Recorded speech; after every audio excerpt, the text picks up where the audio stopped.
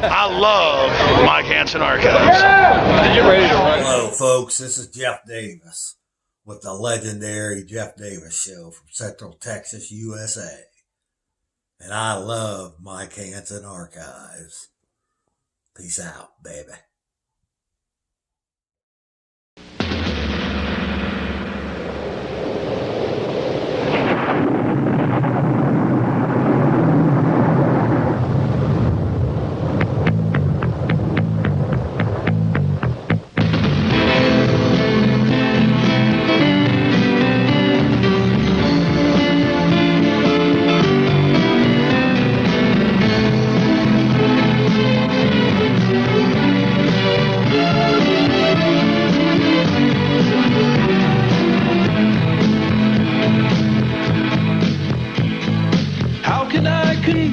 When your ears refuse to hear, you turn your heart away from me each time when I draw near.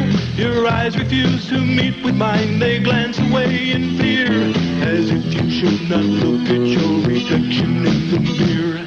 How can I explain to you when you won't understand? You scoff me and you mock me and reject the truth at hand. You spread your vicious rumors all across this troubled land. You willfully and knowingly transgress from his command. Your mind has been made of freedom by people you don't know, whose thought machines control the scene so well it doesn't show. How can I contain this anguish and this pain, knowing that your eyes are blinded by the lies? Have your eyes been blinded by the lies? Have your eyes been blinded by the lies?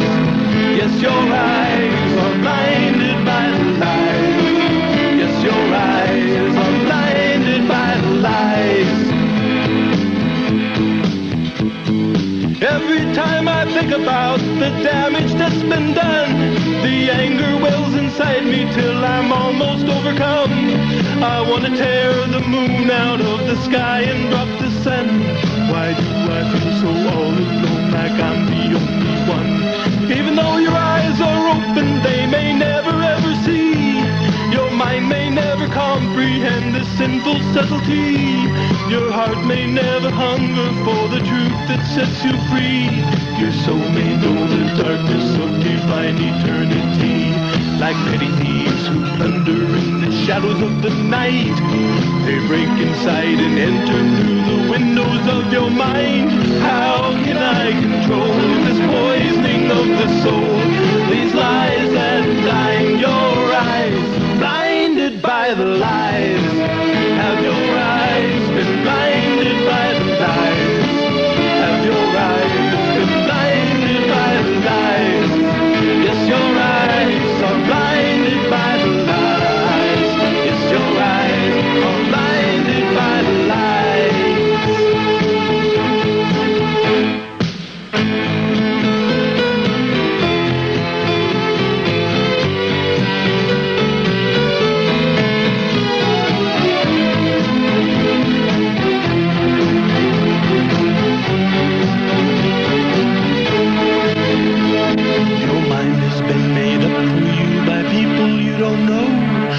Thought machine controls the scene so well it doesn't show. How can I contain this anguish and this pain, knowing that your eyes are blinded by the lies? Have your eyes been blinded by the lies? Have your eyes been blinded by the lies? Yes, your eyes are blinded by the lies. Yes, your eyes are blinded by the lies. Have your eyes been blinded by the lies? Yes, your eyes are blinded by the lies. Have your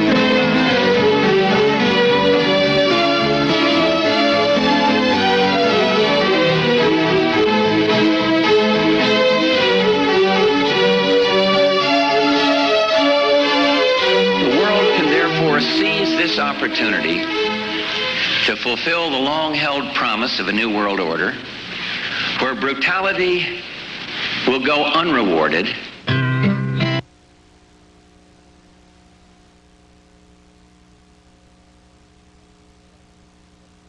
Texas. This is the Jeff Davis Real News Hour. We are back. Now, we got Alex Jones in here.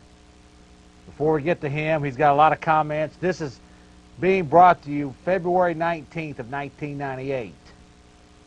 It will be 3 days exactly before the Waco Remembrance 5 years later at the Chariot Inn, 7300 North IH 35. Yeah, that says ballroom. Just insert Chariot Inn. Right. Now, here's the thing, folks. First off, let me just plug a few shows quickly. Our live show Monday, 7 to 8:30 p.m.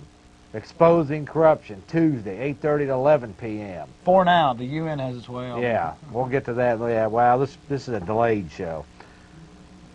This is a Waco show, folks. We're approaching now. The date of this taping is February the 1st of 98. Keep in mind, exactly 28 days from now, 5 years later, February 28, 1993, the feds moved in and proceeded to raid 51 days of terror on a church here in America. And we're going to talk about that tonight.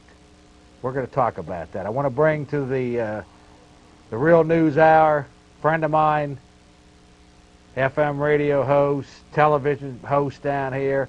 He does micro broadcasting. He does international shortwave radio.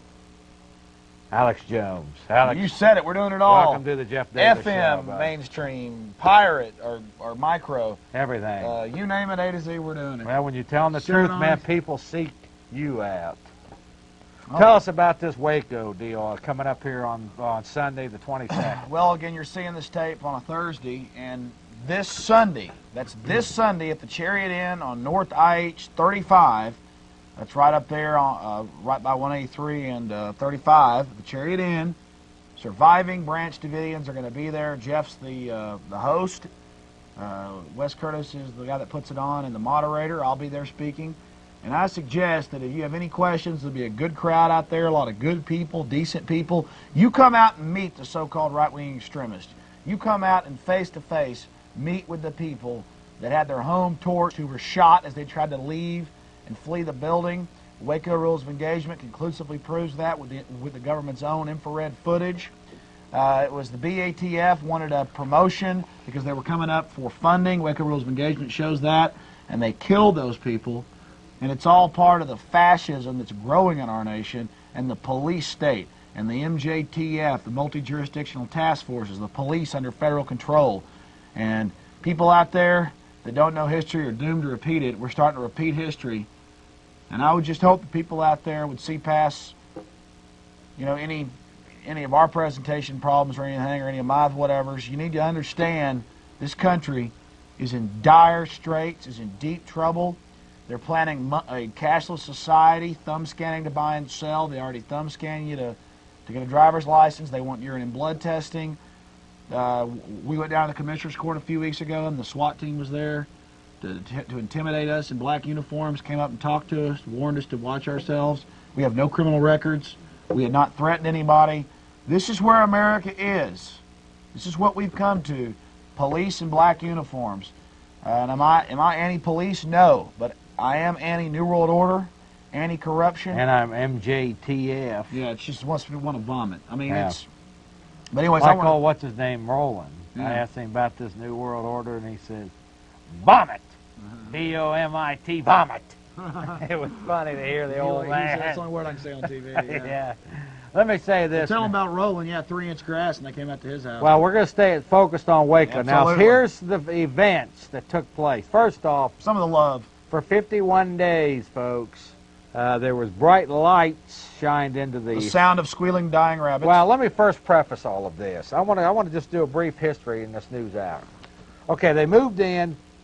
I forget the exact sequence. Alex, correct me if you can remember better than I can. But the first day it was like amphetamine labs. Second day it was guns, blessing them kids out there. And here they are in Waco, Texas, a Bible community on the fourth day. And they had to figure out some way to get all of these You said he was so-called Bible Christians angry at him. So guess what? Chris said he was Jesus. He said he was Jesus. Now that just began the propaganda. Now, I want to just preface this.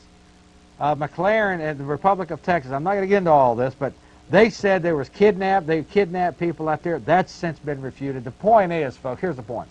Anytime the other side wants to move in on somebody or something... There's a smear campaign. Yeah, there's always a smear campaign. Now, for 51 days, these people had lights, beams, and chime in if you come into something. They had the lights chiming in. They were playing music at night. The Davidians paid the FBI $1,000 for milk, and this was verified by Clive Doyle when I had him on here last time. The FBI for milk for the children, and they never received the milk. Yeah. Okay, it was basically for 51 days this went on. Now, about 6 months ago, Alex and I got a bunch of people to go down to to see Waco Rules of Engagement, the movie, and one of the basic premises for the argument for the other side is, why didn't they come out? Why didn't they come out? Why didn't they come out? Let me answer this. Okay, go ahead. Go ahead and answer it. Waco Rules of Engagement, which we're not allowed to show you here because of a federal gag order. You're seeing footage from Day 51. What happened is that they came, and it shows their own footage. The FBI fired in first in the front door, which the door has since been lost. And the bullets were going into the door, and the video shows that. It's the FBI's own footage that the defense attorneys actually snuck out, which they got some trouble for.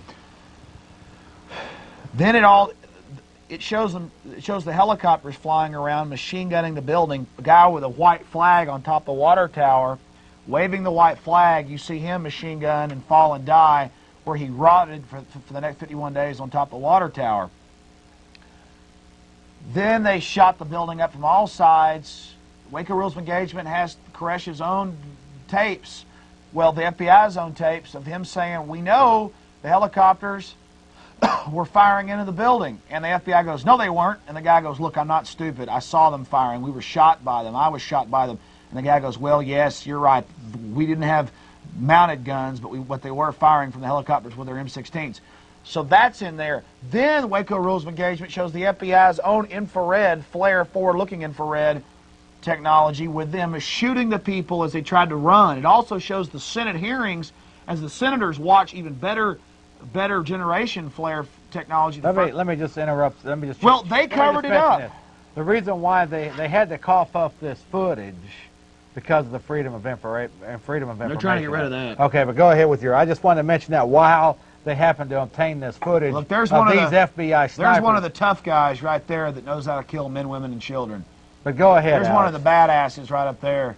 Go ahead now. So basically, they had to cough up this footage due to the Freedom of Information Act. But go ahead and there's also some footage. There's also some footage in Waco Rules of Engagement, and it's been in other documentaries with the FBI agents out there sharpening their knives, saying "home to kill." We're going to kill these people. Yeah. I played it for the children. Yeah. I mean, they showed a real concern for the children. We're going to kill these people. Yeah. Literally, we're going to kill these people. Hone to kill, hone like a fine edge, hone to kill. Just real badasses. You got Roman centurions. They want blood. We think we have reached an impasse. Nobody else is coming out voluntarily. We looked at the entire situation and we made the... Yeah, there's some more real truthful information. Yeah. There's also Janet Reno when they asked her in the Senate during the whitewash. Well, let's get into that real briefly. Yeah. I mean, why did you smash this tank into the building? Oh, it was like a good rent car. Yeah. Now let's make this point now, folks. Now, after the 51 day, during the 51st day, which is April 19th of '93, as Alex pointed out, they basically we have footage now of the FBI BATF snipers randomly gunning down people as they were trying to You see run out burning of the building. shapes coming out of the building. Now, here's the point to this, folks. When you answer this question about why didn't they come out, the point is very clear and very simple.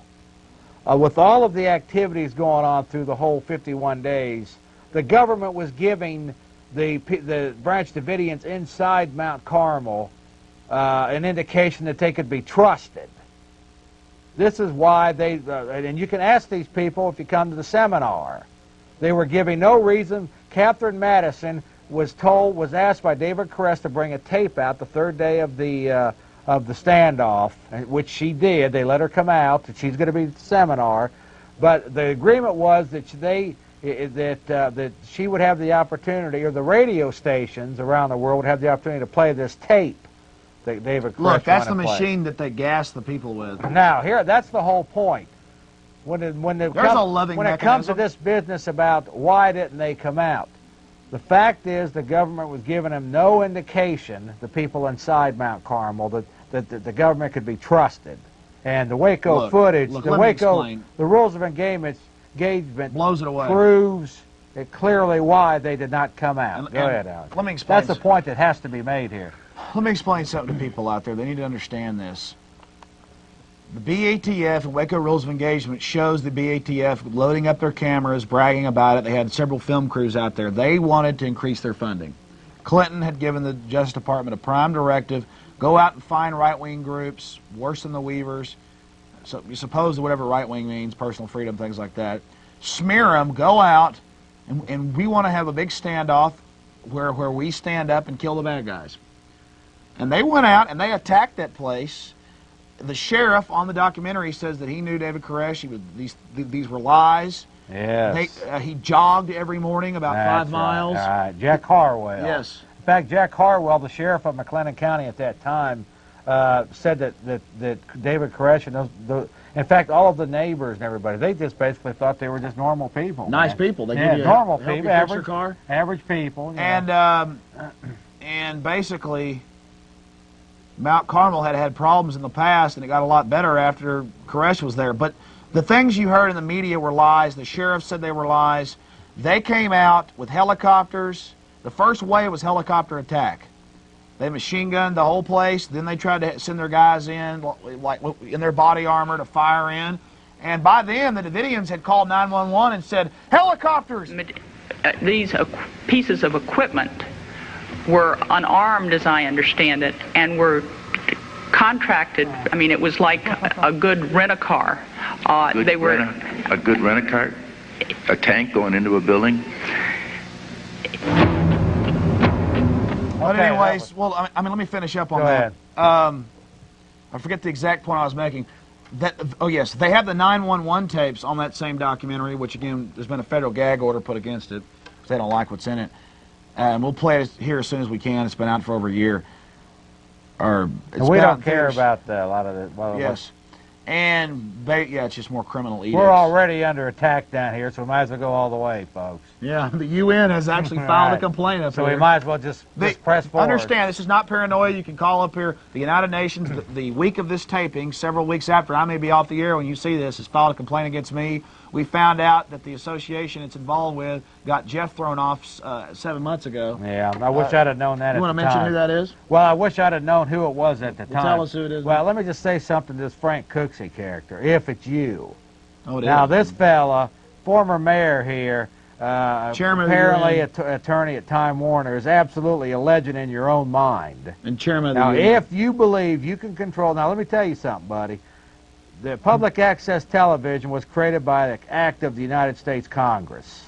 That means a little wimp like you that's a legend in your own mind has no authority or jurisdiction to try to control the content of what's going on down here at ACTV. And I'm telling you that right now. This is Jeff Davis telling you that if you're watching this. So I would strongly recommend that you back off or, risk what could happen to you. No, I'm not, and that's not a threat, is it, Alex? That is a promise. So you're a legend in your own mind. We don't back down from wimps like you just because you're some former puppet on a string mayor down here. Well, more importantly, he's chairman of the UN Central Texas. Yeah, well, that's okay, too. Well, look, the point is this, folks.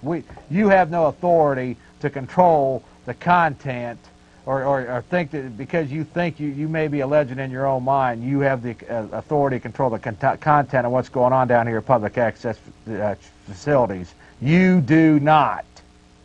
Get that in your mind. You do not have that authority. But he's loving. And keep it going, and we'll just see what happens. He's loving, though. Yeah. But anyways. Well, we need to get this out because I think this is the same character who come down here and probably got me suspended. I didn't understand. I didn't know that at the time. I had no. Well, I direct talked to evidence Pat of this. Garlinghouse, the old director, and she said it was a Time Warner lawyer. Well, that doesn't mean. Well, then I said to you, I said, who is this Cooksey fellow? That's before I even knew him. Yeah, well. And I've since found out that I went down and filmed, and we're getting off target, but I'll just say this. Well, I went down to the UN deal, that local, with 200 kids being indoctrinated, and he's the chairman of it. I played it, and they're just incensed, and the UN Association, United States, has sent a letter down here, and they want me off the air. Yeah, well, we'll see how it unfolds. But the point is, yeah, I mean, by the time people see this, he may have had his way, and I hope that people are standing up for me. This fella is a legend in his own mind. Yeah. And we'll see. You know, like you say, this won't play for from like 3 weeks from the time we're taping this. So, but we'll just see how this unfolds, and we'll continue to follow up if activities accelerate. Okay, but getting back to the Waco thing now. Basically, it goes through this. The 911 tapes say, helicopters were being fired on, and you hear bullets flying through and machine gun fire, and you hear helicopters swarming, and they're saying, please help us, we're being attacked, we're being attacked, we're going to fire back, all right, we're going to fire back, and you hear them start firing back. Yeah, it's good stuff. I mean, it's all there. The BATF went out there with the sole idea of a big promotion where they were going to stand up against the bad guys and slaughter them. Yeah, and they demonized them, brainwashed. You know, one of the main mechanisms of this war So the people didn't come out because they came out, they got shot at. Yes, and that's the reason why the civilians didn't come out. But one of the main mechanisms needs to be pointed out is this brainwashing mechanism. Repeat it. Yeah, repeat it over and over again to get the enemy will do this repeatedly to get the people mimicking what they've said. It's conditioning. So this is pure conditioning. Now, after all of this, so we move on past April 1993. We've since had a whitewashing investigation report by the Treasury Department. This came out in like September of '93, and then we've also had House and Senate hearings. This was like, in fact, right here it looks like a little piece of it, and still nothing is done, folks. These people still do not have. And I do not believe that there were any bodies found in that area. The closest bodies were found a little further in. Yes, sir. Each one of those 5 bodies, it's reported, had extensive, according to the autopsy report, extensive body mutilation. Now, I don't know. Yeah, they were busy running over the dead bodies that they'd shot of people. If people tried to leave, they would be machine gunned, and then tanks would run over the bodies to cover up the evidence. Then, hold on. They wouldn't let the fire trucks in for 22 minutes. That's even on the documentary. Yes, that's a good point. And it shows 22 minutes after the fire had started, and then they held them at the checkpoint. Here's actually some footage of the... of a body that's been run over by a tank. Yeah, now let me make a quick point. So they wanted it to burn it down, then they bulldozed the site to destroy the evidence. Yes, that's the point I was going to make. Just like with Oklahoma City. Let me say this, folks. In any arson investigation or any damage of this type of significance, there's always an investigation to try to reveal what the cause of it was. The feds did not do that. They basically, after the place went up in smoke, they bulldozed everything in. Now, I don't know about you, Alex. Wait. Some local, the sheriff's department and others tried to send out their own forensic teams.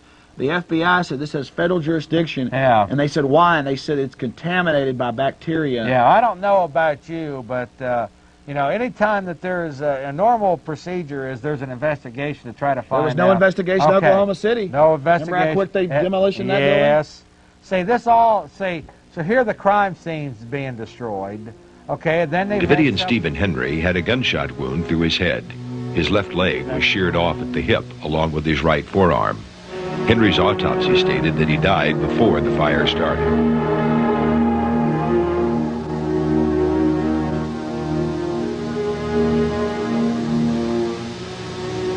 James Riddle had also been shot before the fire, and a large circular portion of his chest and right arm had been ripped out of his body.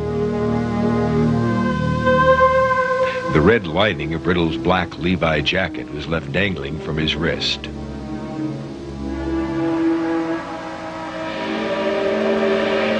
His nearby black and pink vest had a large semicircular pattern torn out of the right side. The loving tank did that for him. Got to run over those bodies after you machine gun them. let me say this, folks. We're glad we're inserting these things as we go. Okay, now, basically, this is we've set the tone for the first 51 days and a few hours later. Now, there's since been, like I say, Senate and House hearings. Whitewashes. Yeah, Treasury report and Treasury investigation. This is just them investigating themselves because so much pressure has been put on them about this issue, so they have to go in and make it look like they're... Now, the key to remember here, though, is that there's no indictments on the tank driver or anybody that gave them their orders. Now, if you or I, Alex, or any of the viewers got into a tank and run that tank into a structure with men, women, and children on the other side, we would be indicted for that. So basically, apparently what it amounts to then, these people and these are operating above and outside the law. About 11:40 a.m., something got jammed near the tank's front wheel that caused the tread to come off.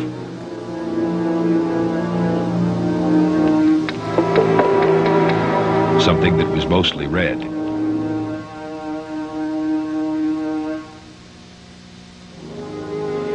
The available evidence indicates that could be Jimmy Riddle's body. Okay, folks, let me just, okay, now, while we're on this, let me just say, this is February 19th, 1998. This is when this viewing... 5 years after the tragedy. Yeah, and in 3 days, Waco Remembrance, 5 years later in Austin, Texas, Chariot Inn, 7300 IH-35. Many of the survivors, Bonnie Haldeman, David Koresh's mother and her grandmother, Clive Doyle, Catherine Madison, Sheila Martin, David Thibodeau, will all be in Austin, Texas, folks, at the Chariot Inn. Hear it from them. Hear it from them. Right, and that's February 19th. No, well, it's February 22nd. Yes, yes. You'll be seeing this tape's February 19th right. on Thursday, but coming up this Sunday. Now, we taped this before, but coming up this Sunday, when you're seeing this at the Chariot Inn substitute ballroom for Chariot Inn, and that is going to be at the Chariot Inn on North IH-35. You need to come down. It's free. It's open to the public. Hundreds of people are coming to these seminars. They're a big success. Wes Curtis, myself, Jeff, and others are putting them on. We've also since taken this to shortwave and satellite radio because of you, Jeff. Yep.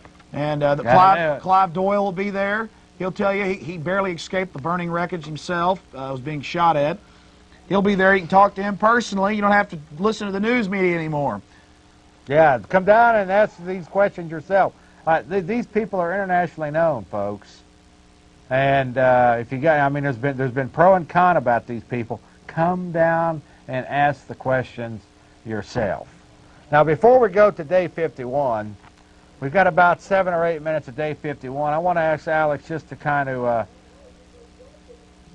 basically just kind of ask, why do you think this is, for obvious reasons, the injustice, I forget the name. Let me make the point. The fact that that the law enforcement appears to be operating above and outside the law that they place on us. Well, you're producing... But beyond all of that, why do you think this is an important issue for the American people? Okay, well, let me address why this is an important issue and how the law is operating out of the Constitution. First, I'd like to ask him, he has an important documentary that he's turned in that people can request to play here at Access Television, but I forget what the new name of that documentary is. The True Story? The True Story. If y'all want to call and request The True Story, which is kind of like Day 51 and Waco Rules of Engagement, it's called The True Story, and you can see The True Story by calling Access Television at 478, that's 478-8600, and they'll play it free of charge for you. You want to talk to programming and request The True Story. It's a Jeff Davis program or his producer's program, The True Story. And you can call Access Television, and thousands of people will see it because of you calling and requesting it. You can also tape it on your VCR and share it with friends that aren't here in Austin. And that's free for you that have Time Warner Cable, or if you have friends that have Time Warner Cable. So I would suggest you do that. Now, to answer Jeff's question... Why it's an important issue still, 5 years later. And again, that's The True Story. You can call and request. Why it is important... and why it will always be important is this is about people minding their own business. It's about the government fabricating evidence because they needed a villain for more funding, because the police state has been growing ever since Clinton got in. It's been growing ever since 1913. Do you really, suspect that there was probably some MJTF involved in this? There was multi-jurisdictional Yeah. task force there. In fact, we may not have known exactly what jurisdiction they were. Well, that's what BATF and FBI, and then the MJTF is just groups that are multi-jurisdictional task forces under the J-16 based here in Texas, the national headquarters for large FEMA concentration camps they built that are just empty old military bases with beds and barbed wire and machine gun nests just waiting for people to be put in them. Yeah. So these things are all under FEMA control. They're all interlocking, and probably funded by the same mechanisms. They are funded by the same. Maybe black bag budgeting. Black budgeting Yeah. is tens of billions of dollars a year of underground bases. This is I all didn't mean to documented. interrupt you, Alex, No. but I just wanted to throw that in. Now, Sure. Go ahead. Well, why is this still an important issue then? Well, At 12 o'clock, someone yelled from the upstairs that We'll there get was to a that fire. in a minute here. The front, I could not get to the front because of what the tanks had come in, the stairwell that was closest to the front, so I went to the stairwell in the back. I'll be there. Yeah. Because I'm thinking the kids. I'm thinking Serenity C. Jones. I was thinking of Isaiah and Joseph, some of these kids that I've come to know and love. I get up there, and there was a catwalk that was leading over the rafters of the church area. I walked to the front. I got to a blanket. I opened the blanket up, and a wall of flame shoots down the hallway in front of my face down to the other end of the building. It was the loudest sound I've ever heard in my life. I'm a drummer, and it was very... Well, basically, that's David Thibodeau, and he will be at the seminar this Sunday. That's the 22nd, correct? Yeah. And you're seeing this a recorded program on the 19th on the news hour. And who knows, by the time you see this show, I may be off the air here at Access. The United Nations is moving against me. There's a formal complaint down here. I know how asinine this sounds. I would never have thought that SWAT team would have come down for us at the Commissioner's Court for a public meeting, but they did. Well, this stuff, all it is proving, Alex, is what we're saying is true. Yeah. And it's kind of like we're freaking these people out, so they're going to have to throw barriers to try to get us to. We're doing actually a great job. Yeah, Good job. when you get demonized on the media unsolicited, you know you're doing a good job. When they called you a domestic terrorist. Yeah, you're doing a good job. And your producer's wife's been pulled you're over. You're doing okay when they. Your producer's wife's been pulled over and pulled out of her car and asked questions about what her husband's involved in. Here's the thing, folks. This stuff is real. In your face. face. I've been in here for 5 years telling you this stuff. You got Alex in here telling you. You got other dozens and dozens of people now that have stepping forward saying this stuff. It's real, and you need to wake up to the reality of this. We are in big trouble. We're in a war. We are in big trouble. We're in a war. We are behind. Now, Waco, the incident that happened in Waco, Texas. It's pivotal. Well, it's not pivotal, but it's a symptom of the bigger problem. It is pivotal. Well, actually, in a way it is. It's a good catalyst issue. And I don't say this for theatrics. We are behind enemy lines here in this nation. We have been overrun by bureaucrats controlled by Europe, by secret councils like the CFR and the Trilateral Commission and the Bilderbergers. They control every mechanism of power. They control the power of the printing presses with the Federal Reserve, private banking. They control the foundation money in your universities and all your so-called experts. America is enthralled and ensnared, and we have been balkanized on issues of no significance and pettiness and bread and circus and Clinton diversions par excellence. Well, let's not get diverted.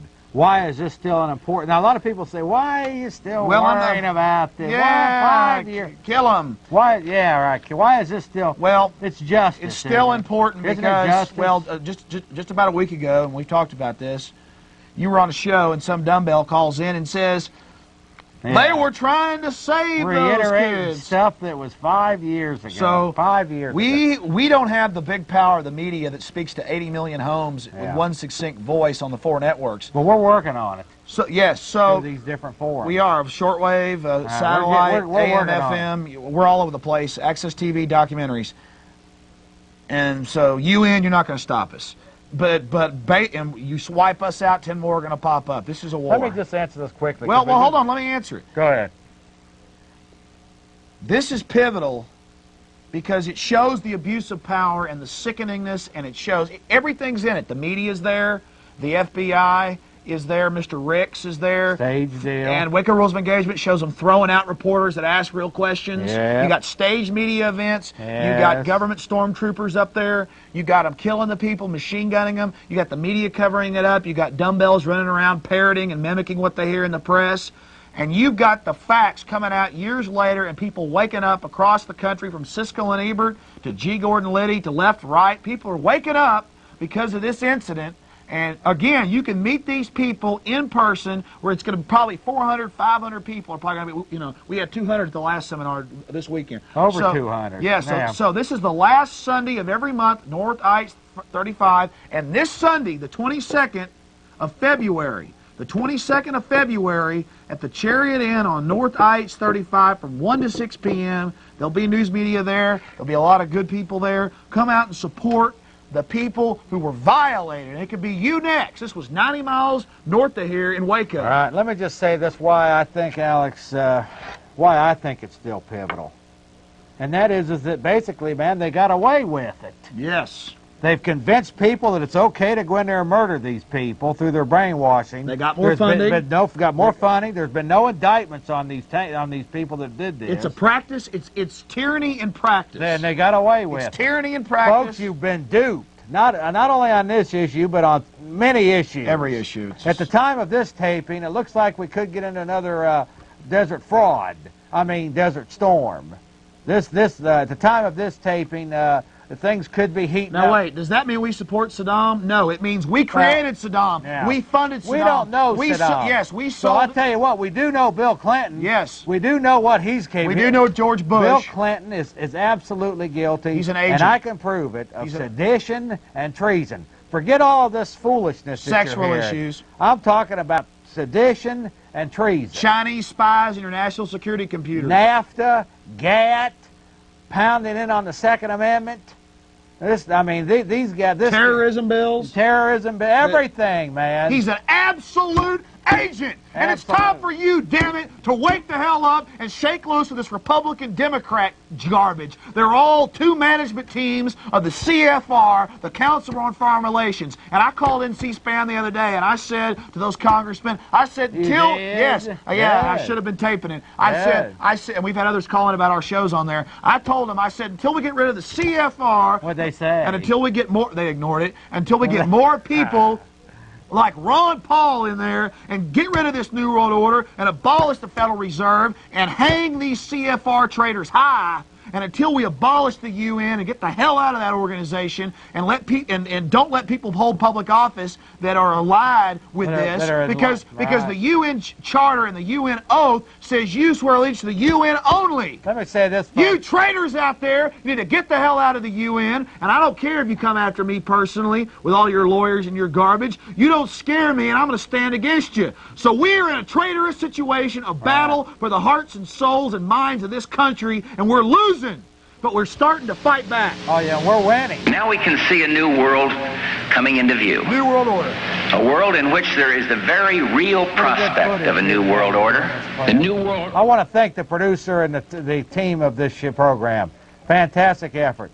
Now, let me just mention this. Why are we getting mad? Because this is America. Here we just handed over our trading policy to a World Trade Organization. Who the hell's the World Trade Organization? IMF stealing our money. Yeah, IMF stealing our money. Tell about IMF loans real fast before we get back into the business. Well, basically, they set up high interest rate loans. They're all connected to the Federal Reserve and the World Bank. And basically, if the loans bear fruit, we don't get the profits. The private banker. But if the loans go belly up, guess who gets to bail out? And it doesn't matter anyways because they use our money to buy off those countries and install our own corrupt leadership. So basically, folks, you're talking sedition, you're talking treason. And this is not about American power.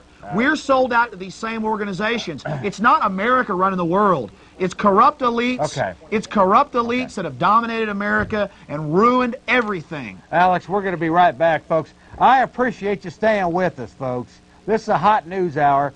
February 19th of 98, 3 days later, Chariot Inn.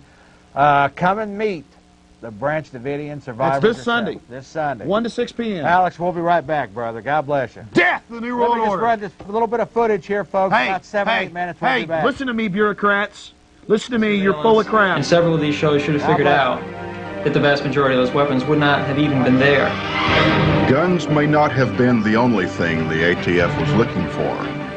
Jeff Little was an analyst, a computer analyst for Yamaha of America's headquarters in Buena Park, California. And Branch Davidians Jeff Little and Wayne Martin had been conducting their own investigation of the ATF using computers located inside Mount Carmel. I think that the possibilities for Jeff Little and Wayne Martin to have been able to tap into information concerning the ATF or any other part of the federal government would be very high. I saw some information. They were collecting information on all of the ATF activities over the last several years. In April of 1991, after Operation Desert Storm, Marine Corps fast sealift vessels returned to Port Arthur, Texas. A ship's officer, who refused an interview and does not wish to be identified, says that his ship's cargo hold was full of helicopters. Concealed inside the helicopters were thousands of weapons confiscated from captured Iraqi soldiers. These helicopters, with the weapons inside, were then loaded onto flatbed rail cars and shipped to Fort Sill, Oklahoma. It is believed that these firearms are intended for distribution to American street gangs, which are currently being converted by police agencies into law enforcement units. The weapons, of course, would not be traceable. These gangs, working with the ATF, will be used to enter civilian homes to confiscate weapons. Is it possible that Jeff Little and Wayne Martin accessed classified government computer files through a back door and had obtained this information? Yeah, I think that it's very possible that there could have been some kind of information that they had on the computer inside the building there that was information the ATF did not want to get out, and I think they seem to be awfully anxious to get into that one window that everyone saw them going into, and there's a possibility that it might have been something besides guns they were after.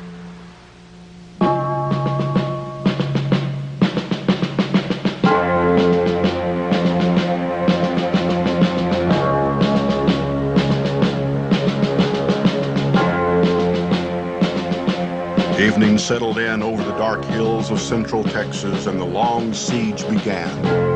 51 days of terror, 51 days of darkness and hope and frustration, and all of America lived through it.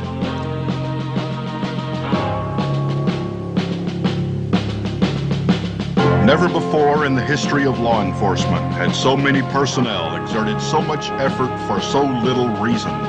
The search warrant primarily listed conversion kits, which may have altered an AR-15 assault rifle, which might have been installed by the Branch Davidians, which could have created an illegal machine gun. To make such a weapon legal, a $200 tax must be paid.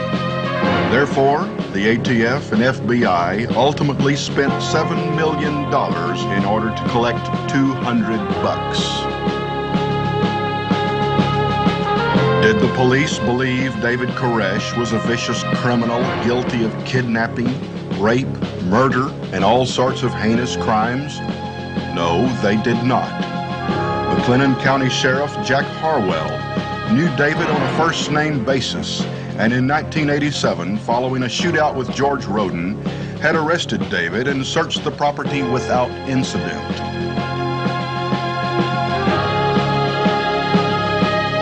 Americans everywhere sat in the comfort of their homes and watched the drama unfold.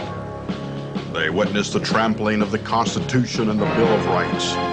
Those who seek to control guns will also try to control people.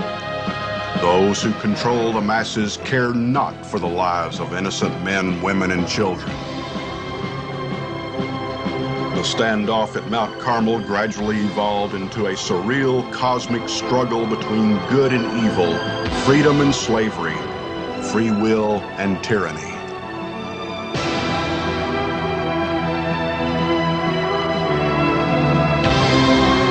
The next day, Monday, March 1, dawned clear and bright, however.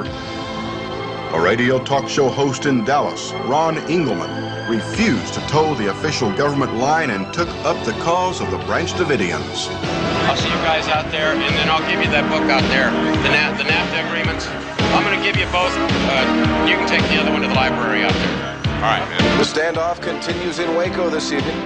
The KGBS radio personality wants to take a van into the compound with 2 surgeons to treat any wounded Branch Davidians. We're treating these people worse than we treat prisoners of war. Prisoners of war get medical attention. Nobody is receiving medical attention in there. Could be any about Charlotte, you're not answering the question. You're talking around it. Just answer the question. Do you No, I don't believe it. Okay, then if you don't believe... Why did they kill Randy Weaver's wife? Why did they kill Randy Weaver's 14-year-old son by shooting him in the back 4 times? Our government has run amok. The FBI, and particularly the ATF. That's the problem. The first article they wrote says in the article they have a 50 caliber machine gun. Well, they've never been able to find that 50 caliber machine gun. I'm just saying what the ATF did was illegal.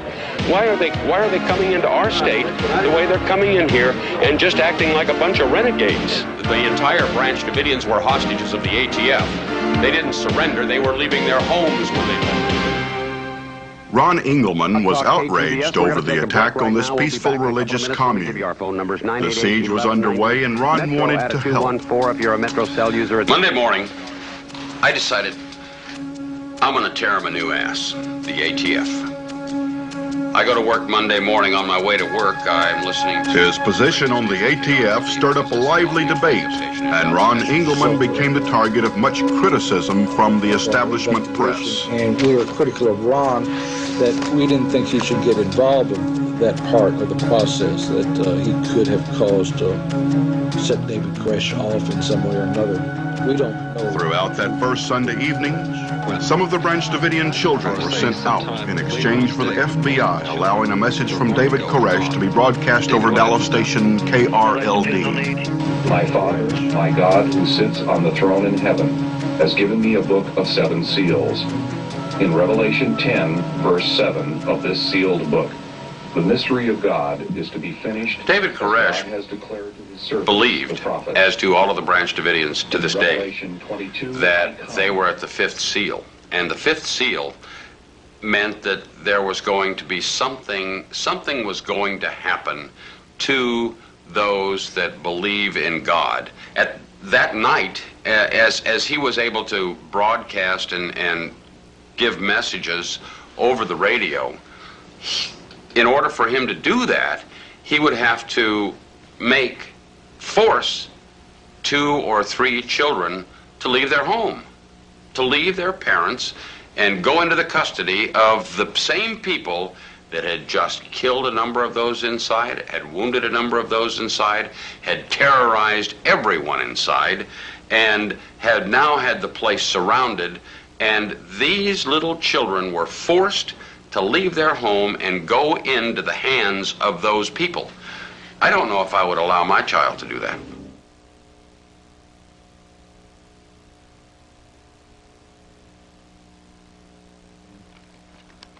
Well, there you have it. You can again. Let me just mention first, that was Ron Engelman, folks. Now, as you saw in the piece, and I don't think Alex is aware of this, but he used to be in Dallas, Texas, a very prominent radio talk show host.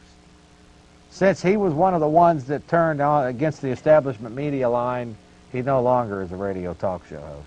Go ahead, Alex. Well, also, I think that's part of the good. I mean, that's not good that happened, but they throw people off, and just more come back, and more, and we get the high ratings. I mean, I have that on the radio, and people are starving for truth, man. They really are. I mean, it doesn't take a genius to figure after a while that you're just getting the same old foolishness. So you can go in there with the facts, and people are just begging for it. They're starving. And one thing, folks, we are not saying, at least I'm not saying, that everything we throw out here is 100% But even true. if only 1/10 of it is true, then we're in big trouble. Yeah, and I'd say 98%. And I guarantee... I'd say 98%. I'd say I can document probably at least 90% of the things I say. And then the rest is kind of my opinions and our, Yeah, and you saw in that piece about the BATF being involved in gun running. You know they have 20 of their own attack jets with missile launchers. I mean, they have their own Air Force. I mean, they are fully armed. They are nothing but thugs of the establishment that's bringing in the drugs. It was even in the Dallas Morning News. I've had it many times for you. I couldn't believe it. It was a very small article a year ago in there about, you can check it out for yourself, about the Federal Reserve Bank of Dallas and San Antonio with $3 billion of drug money. Yeah. I mean, this is... And then they print it once, and that's it. In the back. They don't continue to, in the back. And in a way, that's just shock therapy, like, oh, this is no news. Yeah, Put the back. Yeah. People read it and say, okay. That's the way they work. But we're not going to do that down here, folks. I've known Alex for a long time. I've known Mike Hanson for a long time. I've known Keith Perry for about 6 months. Several people are now stepping forward. The eye said that David... Quite frankly, once you understand the truth, you're not... Sheila Martin told us the actual reason for not coming out. That's one of the reasons David stayed in. He knew that the land would become ours, free and clear, my understanding is. On or about March the 22nd, 1988, a Waco judge issued a verbal order that the Branch Davidians must occupy the 77-acre plot of land continuously for a period of 5 years. Then it would become legally theirs. Okay, the point that was making was they had like 25 more days before that whole 77-acre property in Mount Carmel was paid off, and it would have been totally theirs. Now, since all of this, they've lost all of that. There's 7 POWs. Now, here's an interesting piece. In the trial at San Antonio, They were found innocent. Yeah, the jury found the surviving Davidians innocent. Then there was some federal judge, and these, how these guys work. A lot of these guys are criminals of the system too. Said, well, we're just going to disregard the jury decision, and you still have 7 Davidians sitting in prison right now. Well, let me go right... There's still some ongoing. Now, let me just mention this. Yeah, well, for people who've just joined the program, let me real fast go boom, boom, boom, right through the stuff. Number 1, the BATF and Waco Rules of Engagement conclusively proves it. Even the statesman had to admit it in its movie review. It should be on the front page. They even admitted it. Number 1, the BATF, the Bureau of Alcohol, Tobacco, and Firearms, and the FBI were coming up for funding review of their militant police state measures. They went out. It shows them bragging about it. They went out to stir up a fight and to do this. The sheriff of... The 5-year period would not expire for another 20 days. Inside Mount Carmel were about 100 people. They represented a diverse racial and cultural mix of nationalities, but were all there for one purpose only, to study the Bible.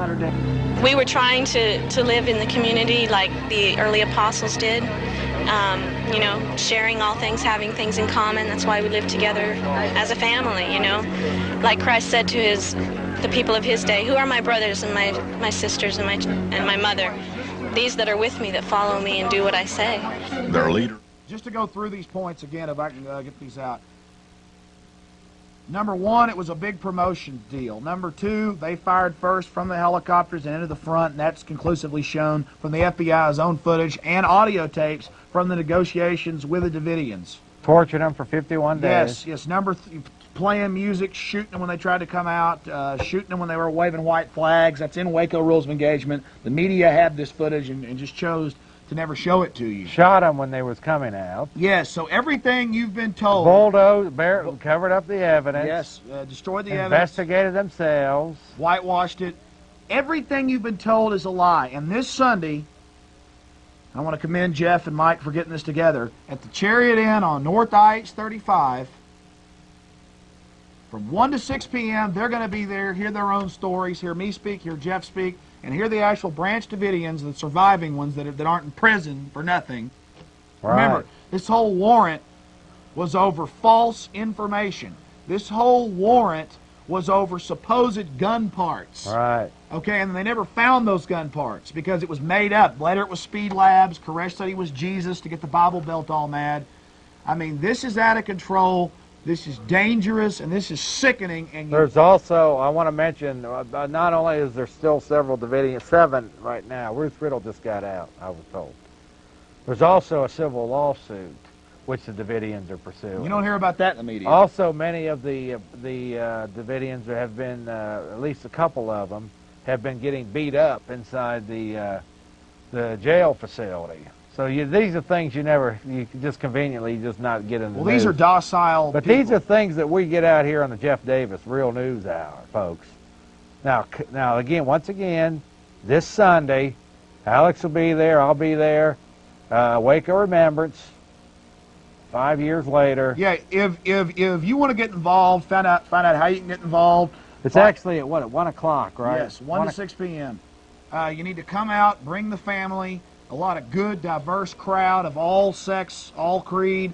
I mean, this is a good group of people, and you come out and meet these actual people. You come out and meet us evil right-wingers that the media would call us. If you come out and meet us and them, and I personally believe, even my mother, Alex, had a real change of heart when she came down here last time I had them on our show about a year ago. And she actually went out to eat with a bunch of them. She actually had a change of heart, man. She said, yeah, I could have been duped by all of this. Also, something else we have to say is that there's a good chance it may be televised live. Yes. And there's also going to be a lot of media out there. Yep. So bring the kids, bring everybody. You need to find out about this. Oh, we had over 200 people this month with Captain Joyce Riley. We're thinking 400 to 500 people. It's going to be standing room only at some times. We'll probably have seating for about 200 people. Yeah, and I want to also mention, folks, at the time this airs, we're also planning, after the blowout at the seminar, a week or two thereafter, we've got a little surprise for the city council in mind. With their closed council. There'll be more about that on their our executive session, on our live shows. But we're just kind of getting it out now that we've got some plans to deal with some of the local. I think we can have some victories in the local We're going to arena. start becoming more of a nuisance at the city council and the commissioner's court. Yeah. And we actually have some victories coming up with the commissioner's court. We hope so. Looks like they're going to change. Yeah, we hope so, and we're hoping that by the time you see this, we will have gained I wonder a if small they'll have victory. the SWAT team out for us at the city council like they did at I imagine so. After they get a couple dozen calls on their phones that were coming out. Peaceful calls. Yeah. Men in black uniforms. With that, folks, how much time? Yeah, how much time we have? Yeah, I want to say. How long? Okay, go ahead. Let me go make a closing comment. I want to say the producer's doing there. a damn good job. Oh, yeah. I'm Alex Jones. For those of you that don't know me, this is Jeff Davis. We aren't in this for money or power or anything. We're in this because I'm sick of everybody accepting the lies in our media today. It's not a liberal bias. It's not a conservative bias. It is a fascist bias. And by the way, stop taking these let me people just at say face one thing. value. They are agents. Peter Jennings is a damn agent. I have to say, to interrupt you here, I have to. By the time of this taping, we hope to be on a way broader scale on international radio. This is an exciting announcement. We can't get into particulars here, but it looks like we've got something very good going on, right? Well, you're already on satellite, and now we're going shortwave. By the time this airs, and I want to thank you for allowing me to be part of that. Thank you, bro. So there's a lot of things going on, Alex. But go ahead. I had to say that. But go ahead. Well, I want to say what Mark Cornegie says about the UN coming after him. I think that was a joke, and now they're coming after me, and I guess it's true. This is what happens when you start doing more successful, and we found out they were after you 7 months ago. They got me taken off the air. This is the UN here in town. 30 days. This is real. There's been with a UN symbol and everything, a complaint here. I've seen it, trying to get me off the air. I want to be on every list and at the top of all these lists. That's right. Because that's a badge of honor. I'm a peaceful person. And this shortwave deal could get that done. I want to be, there's a UN resolution that's passed every year outlining the 10 most dangerous men in the world. I have long since had a goal of being on that list, and this international shortwave show, and a lot of is Mark Cornegie really on that? Yeah, he is. Pete Peters too. But some of the things we're getting involved in here, see, this could get us at that wall of honor. And that's my goal, folks. Before they bury me, I want to be on the UN 10 most dangerous Well, you're already men in the on world. some of their list. Oh, yeah. When we need to get on all the top of... The United Nations, and I don't mean all its members, a lot of its useful idiots and useful dupes, is a mafia organization. That's how they work. They steal your money through taxes, through buying off your politicians. They're setting up the World Trade Organization, the World Bank, the International Bank of Settlements. It's all part of the criminal... The IMF's... Yes, all the criminal tentacles which are trying to destroy representative forms of government all over the world and replace it with so-called democracy, which is really just mob rule where the establishment throws out some chicken feed. That's right. That's right. So how much longer? That's good, yeah. How much longer? Okay, we got to wind it down, folks. Alex Jones. Yeah, let me tell them what my show's God bless you, brother. At the time of this taping, I don't know if my show's going to be on anymore. I hope it is, but the UN and some people are pushing. I swear this sounds so insane. But I showed you the SWAT team footage on my show. People know it's true. It's just getting nuts. Tuesday nights, 8:30 to 11 p.m., Channel 10. Channel 10. And he's got an FM radio show. 98.9 a lot of KJFK. things going on, Saturday folks. nights on KJFK. A lot of things going on here. Keep with us. Keep watching. And God bless you, and we'll see you next week. We'll see you this Sunday. Yeah, this Sunday, yeah. God bless you. This Sunday, Chariot Inn.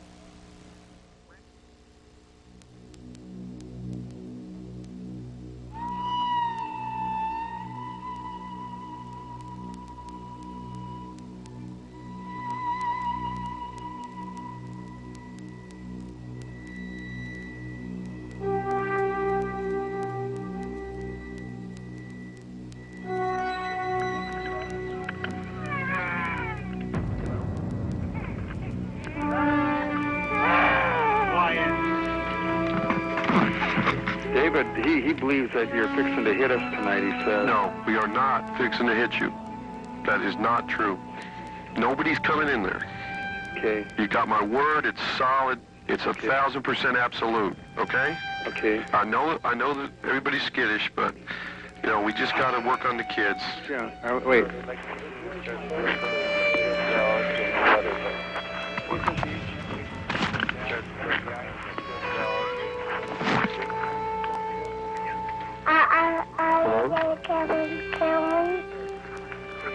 Hello? No, honey, nobody's going to come and kill you.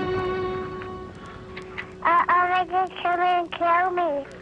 No. No. Nobody's coming.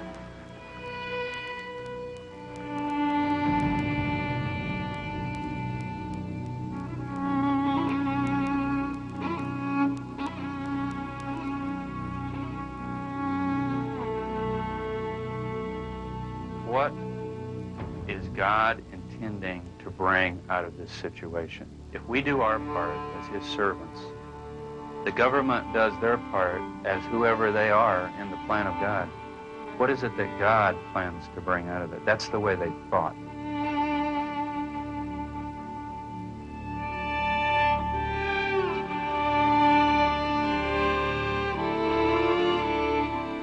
We never went in. We did not introduce fire into this compound. It was not our intention that this compound be burned down. I can't tell you the shock and the horror that all of us felt when we saw those flames coming out there. It was, oh my God, they're killing themselves.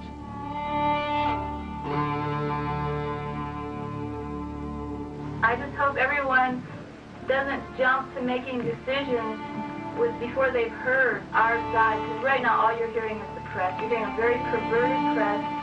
Trust God, read your Bible, know what you're talking about. What are you doing with your life? What do you do every day with your life? Is it something God approves of? I mean, before you judge us, make sure your own life is clean. You know, I mean, we're being stripped naked.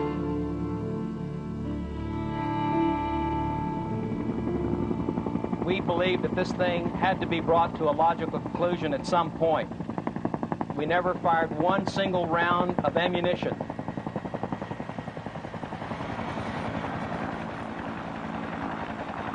Were there rules of engagement by the FBI? What were they? Yes, they were, that they would not shoot unless someone's life was in danger.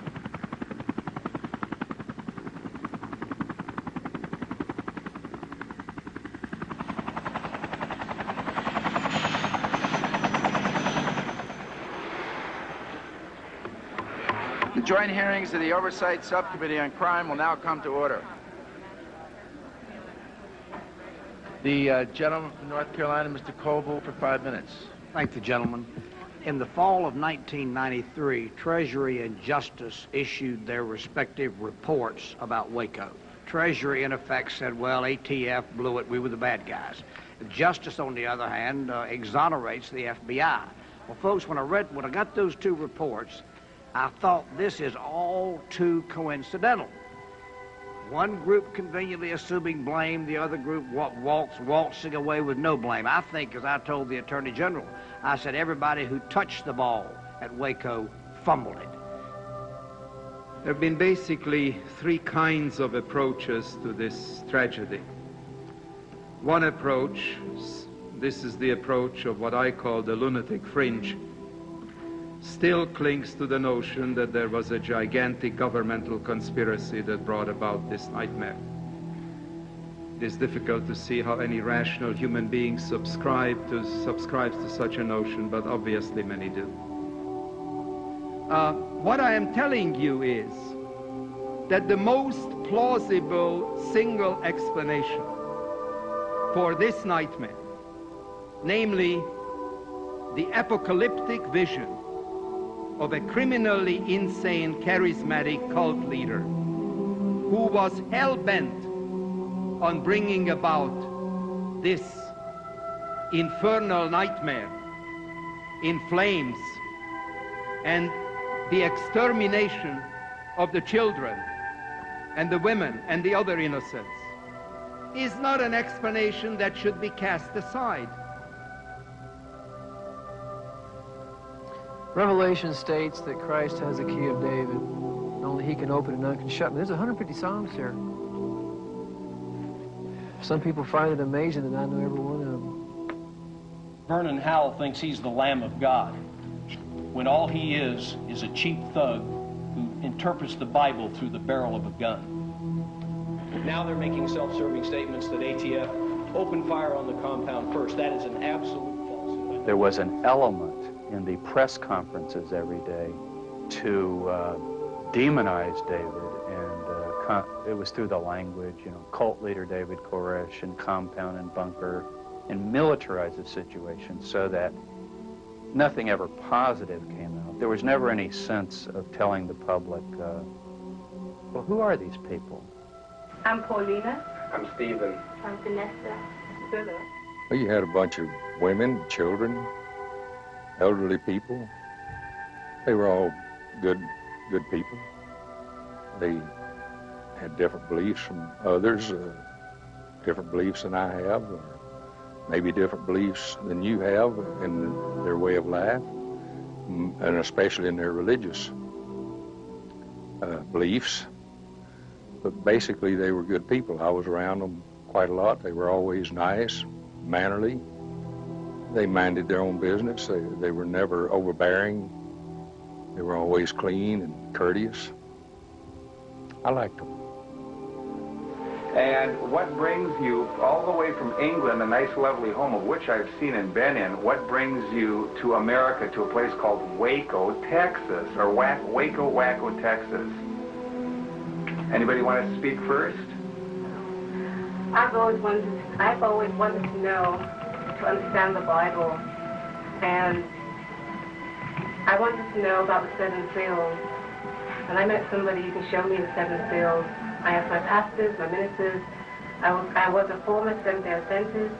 Nobody could show me, and now I've found what I've been looking for. The home video shown throughout this film is the only record of the Davidians during the 51-day siege. It was made because the FBI gave them a camera and asked them to talk about themselves. We're going to be just fine because God's in control. The FBI showed those tapes to no one, and in its report admits that it did not do that because it thought that those tapes would have won sympathy for Koresh. Of course, the public heard of David Koresh in February of '93, but the history of the group goes back for about 50 years, long before David Koresh was even born. The Branch Davidians are a break-off from the Seventh-day Adventist Church, Advent meaning the second coming of Jesus.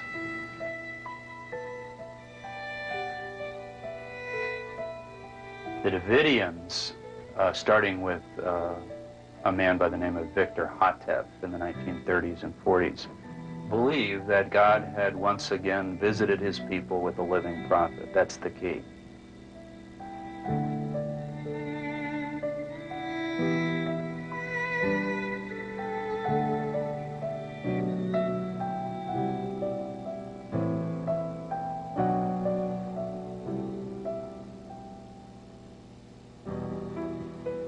Victor Houteff claimed to be that living prophet and moved his followers to Waco, Texas from Southern California during the 1930s.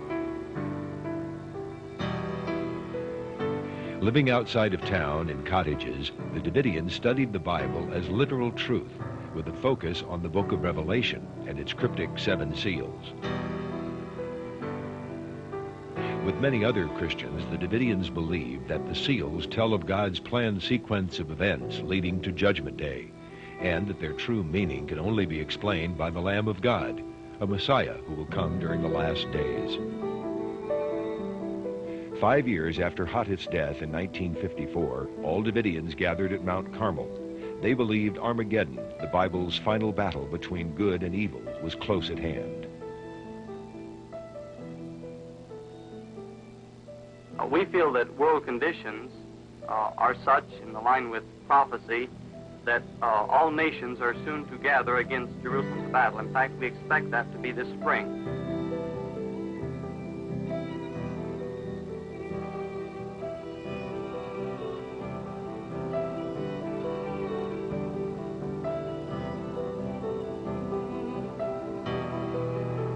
The Davidian church almost disappeared after Armageddon did not come, but Ben and Lois Roden kept a small congregation together. Lois led the Davidians after her husband died, and it was she who tutored young Vernon Howell as the next prophet. When Lois Roden died, a leadership conflict between Howell and her son George, dubbed the Madman of Waco, split the Davidians.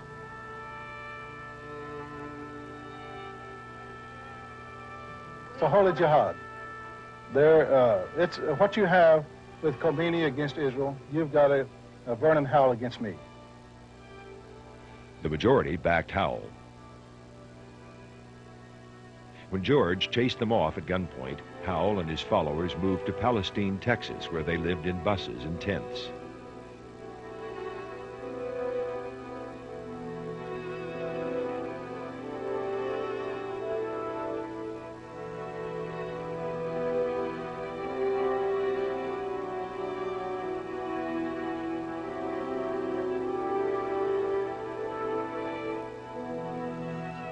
Vernon Howell was tried and acquitted of the attempted murder of George Roden.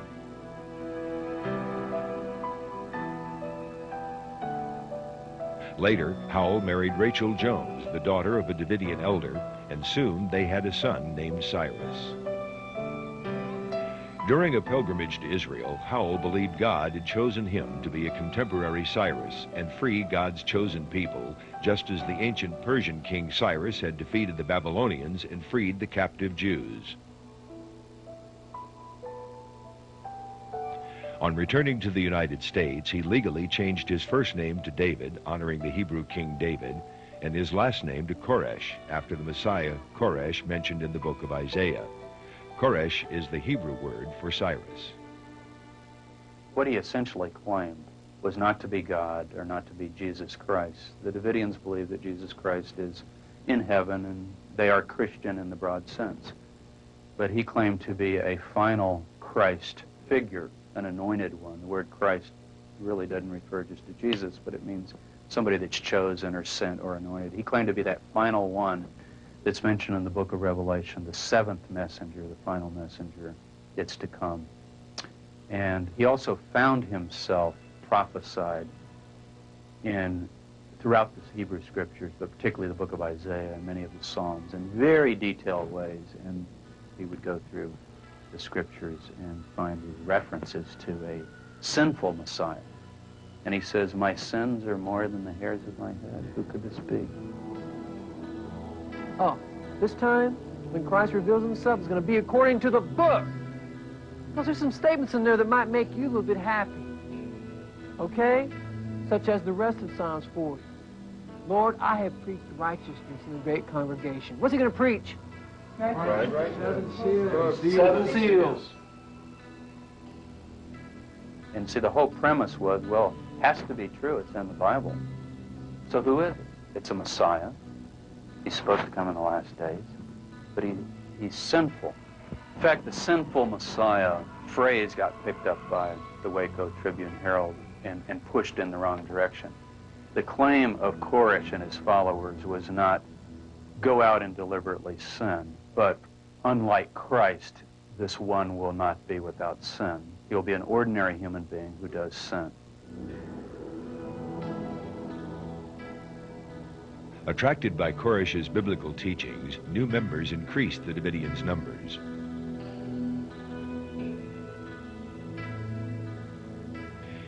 In 1991, they recycled lumber from the original Mount Carmel cottages and built the communal church that became so familiar during the siege.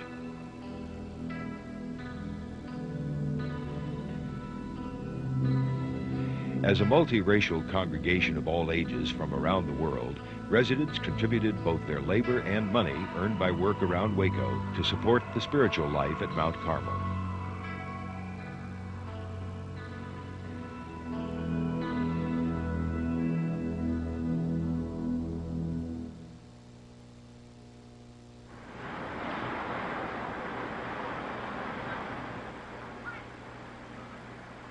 Do you believe that Koresh was the Messiah? I think he was a Messiah. You say that many of the factors that had to be considered at Waco included the volume of weapons and explosives, the allegations of child abuse and instances of violence in the past are these things generally consistent with the religious groups that you've studied? The pattern of allegations is a very familiar one, and those allegations may or may not ever hold up once people actually go and look at the group. And we can look at this pattern going all the way back into the 19th century. I mean, the way people described what was going on inside convents sounds an awful lot like what we hear people describing going on inside the Branch Davidians, or what people thought, as was referred to earlier, about what was going on with the Mormons in their early history. I think it's very important for us both to take those allegations seriously in the sense of actually investigating them, but also to realize that there is this predictable pattern once a group has decided that they want to live very differently and see the rest of us as wrong, that we're also likely to respond with a variety of kinds of fears and expectations and exaggerations. The two things about the group that I guess created the most sensation would be the reported sexual irregularities, polygamy, and so forth, underage women marrying David, and the arms. It makes nobody's business whether we have a gun or not at this place. Guns are the right of Americans to have. This is America. This is not Australia. This is not Europe. This is not where a country overthrows a bunch of people, takes away their weapons so that the people cannot argue any issues. Our government's the greatest in the world. We have freedom, not freedom for religion, not freedom for state, but freedom for all, you see? And that's what a lot of people don't understand. What he usually quoted is a scripture from Jesus on the night of his arrest, where Jesus did not resist. Jesus says, from now on, let him who has no sword buy one. Did King David have swords? Did Jesus tell the apostles to carry a sword with you? Yes. In other words, say, get ready for the future. This is for the little children, right? God knows how it should be. Stars and stripes are flying, give us justice and liberty for the children's sake. You know, you might have to bear a gun one day.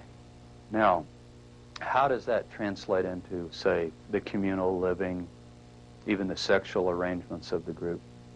It's still textually based. At the time of the end, those who have wives should live as though they have none. You see this here? Hey, this is my family. It may not be like your family. Jesus himself is quoted as saying that people make themselves celibate for the kingdom of God. Our religion doesn't hurt anybody, but if we don't follow the convictions of our own conscience in the sight of God, then we're not serving God, and that's the way every religion should be. Now, David Koresh himself obviously is not living the celibate life. The family that you just showed that is yours, Is that family mentioned in the scriptures? Anything to do with the 7 seals? Steve, you answer that. Y'all answer that. I mean, is my great, wonderful looks something that just women can't resist? Huh? It has everything to do with the seals. It has everything to do with the seals, you know? What they believed is that although celibacy is the way for the group, that this figure, this final figure, has the obligation to beget 24 children. And he has multiple wives. It's in prophecy, in other words. Might have been convenient, but this is what they found. A lot of beliefs people have may seem abnormal or strange to other people. That doesn't mean that it's not right, though. And these 24 children are to become the 24 elders that are to rule the earth. And they found these various prophecies. He would have claimed, and did claim, that this was nothing to do with sensuality or sexual desire. Essentially, it was for procreation. And he believed that these children, through these selected wives, would be pure. And like no children ever born, they're the beginning of the new Eden. You know, our children know how to respect, they know how to be mindful, they know how to do right because they see it here. They see it in the parents. We subject ourselves to God. We're obedient unto God. We follow the pattern that God would have us to do. They would be raised completely in the community. They would have never eaten even the diet of the world, the defiled world out there. Never watched TV, never participated in all the things that he saw as a corruption of the culture. That's how they would explain it. I think that all of you who got kids in the supermarkets who run and scream and who eat all this junk food all the time and all this candy, I think if you look at the children, you'll see the actual product of the parent.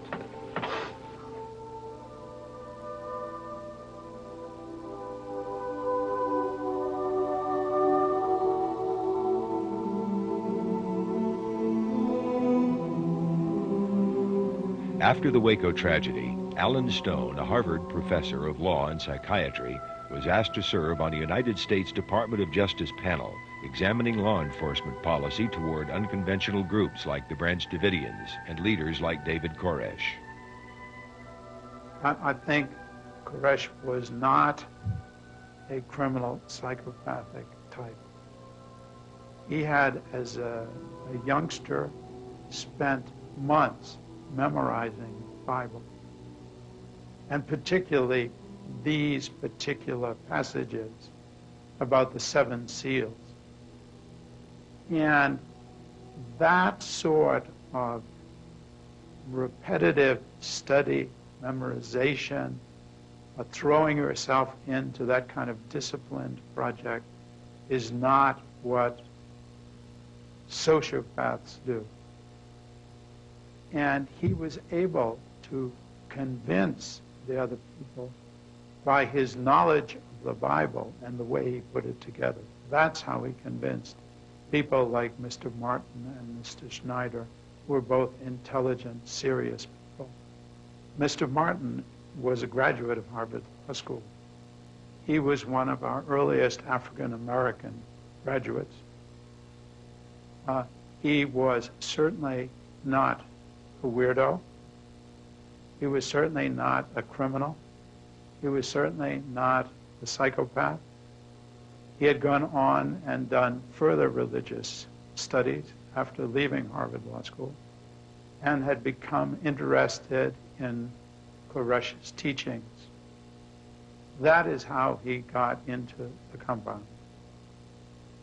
So the idea that these people like Schneider and Martin were somehow criminal types, or people who had just been sort of buffaloed by Koresh, I think, is a most unfortunate mischaracterization. In contrast to somebody, though, like Jim Jones of the Jonestown disaster, or even a more criminal type like Charles Manson, Koresh did not really exercise this stunning, spellbinding, mesmerizing, stare you down sort of approach. Nobody, you talk to the Davidians, that have survived, none of them come out talking about, oh, boy, when David spoke, I just felt like, you know, it was God. That isn't how they talk. They don't even have that sort of pious feeling about it. Why do the heathen rage? What's their problem? And the people imagine a vain thing. What are they thinking? Their thoughts are make-believe. Well, it's a vanity. Their thoughts are vain. I mean nothing to myself. I want to know what truth is, and I'm searching for it. If he happens to be the vehicle that shows me, I thank God for him. I think he's great. Is he the Son of God? I hope he is.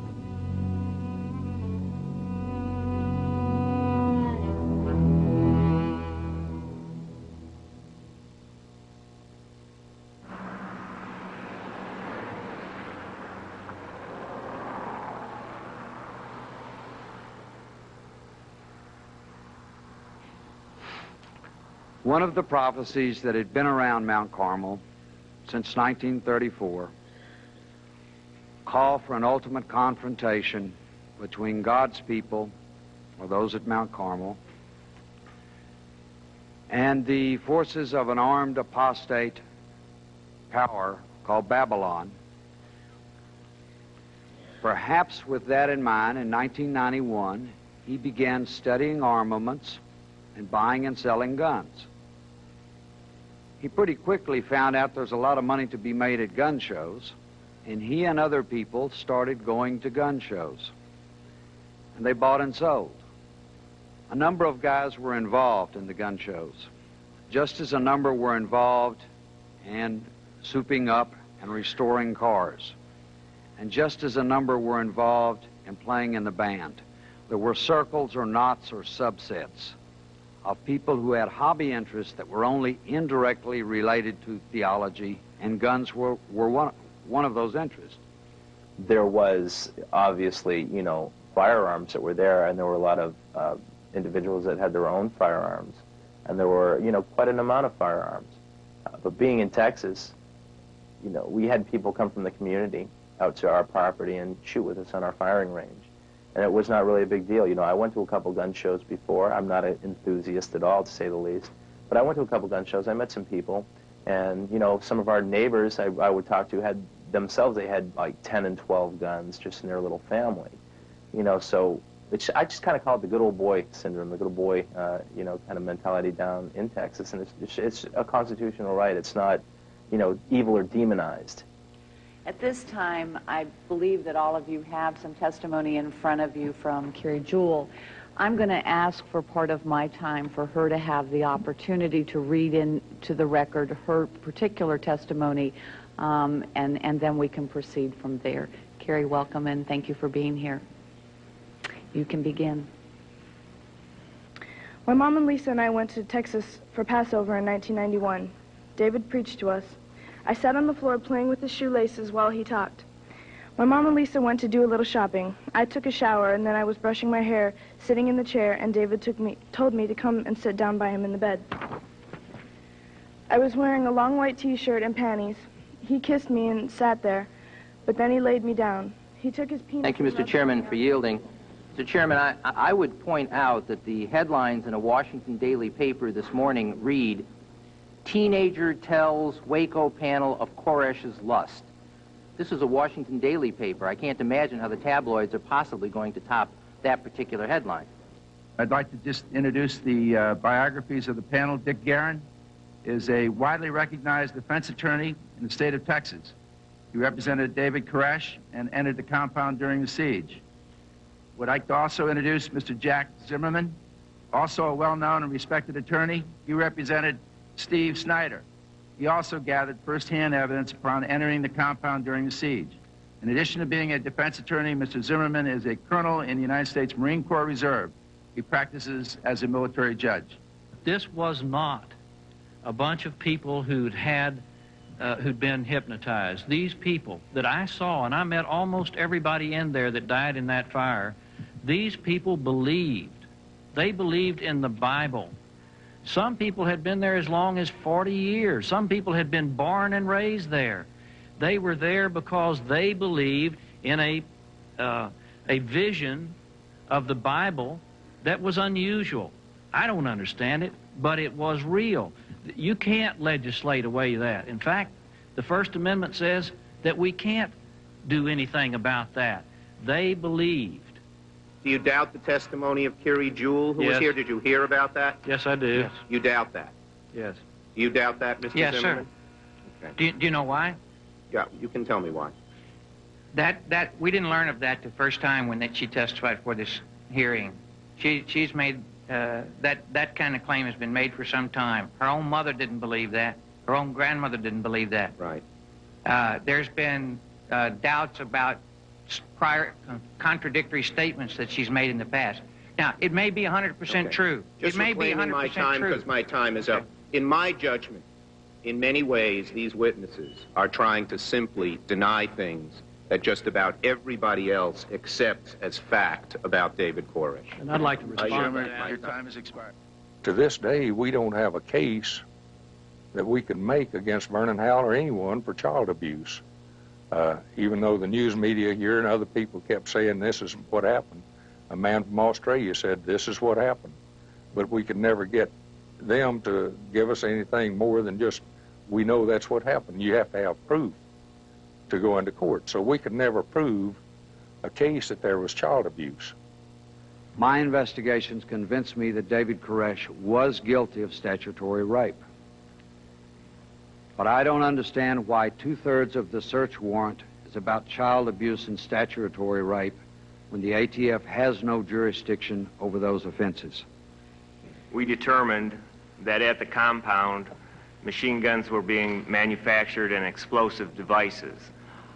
Our goal through this investigation was to execute a search warrant on that house to obtain those illegal weapons. Do you say it's not been proven that there were 48 illegal machine guns and a bunch of illegal hand grenades on his compound? I believe there were 48 illegal automatic weapons on April the 19th. I don't That's know correct. that that's the case on February 28th, sir.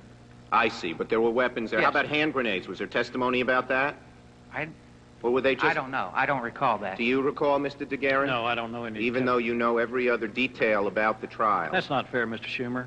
Do you doubt that there were 48 illegal weapons and I've hand never grenades said there? I knew all the details of the trial. Do you I've doubt never that? said I'm he asking you was that right peaceful. now, sir. What is your question? My question is, do you have doubts that Mr. Koresh had on his compound illegal weapons and illegal hand grenades? Do No, you have he any took- doubts about that? No, he told me he had illegal Okay. weapons Do you there. have He doubts did not tell me that he had hand grenades there. I see. And I saw Okay. no hand grenades.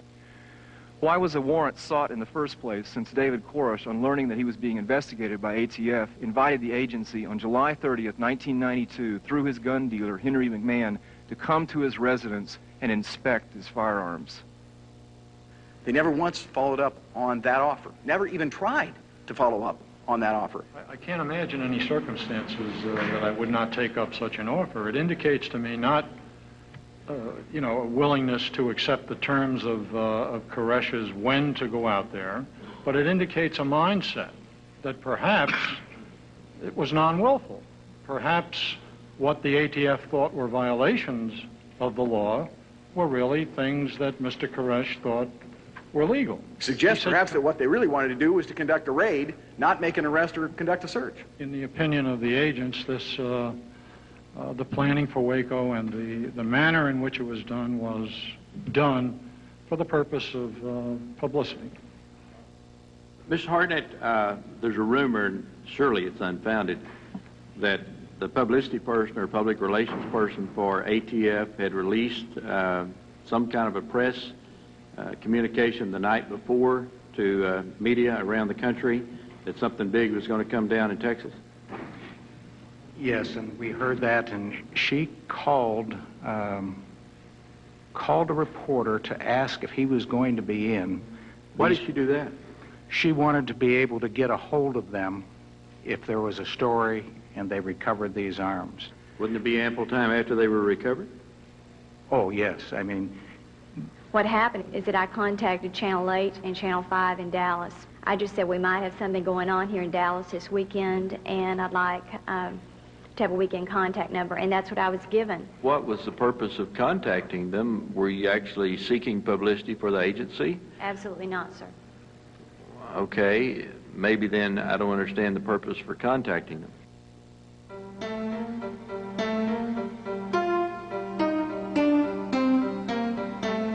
The ATF needed good publicity. With its appropriations hearings just a few weeks away, a successful raid would produce positive headlines to counter the ATF's reputation as a rogue agency whose previous debacles blotched the image of other law enforcement agencies. And it just might scare the public enough about fringe groups to create political pressure on Congress to increase its budget. Henry Ruth was one of 3 independent reviewers of the Treasury Department's report on Waco.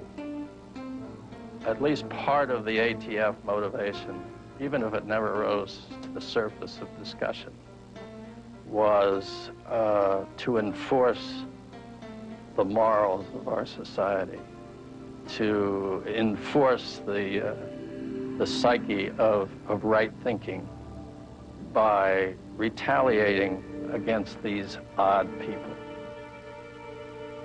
Almost 100 agents spent 3 days in dress rehearsals at Fort Hood, Texas, all at U.S. Army expense. In order for the Bureau of Alcohol, Tobacco, and Firearms to have obtained the military assistance they did receive, not because of the Posse Comitatus Act, but because of existing military policy, they misrepresented to the military that this was an anti-drug raid when it was never an anti-drug raid.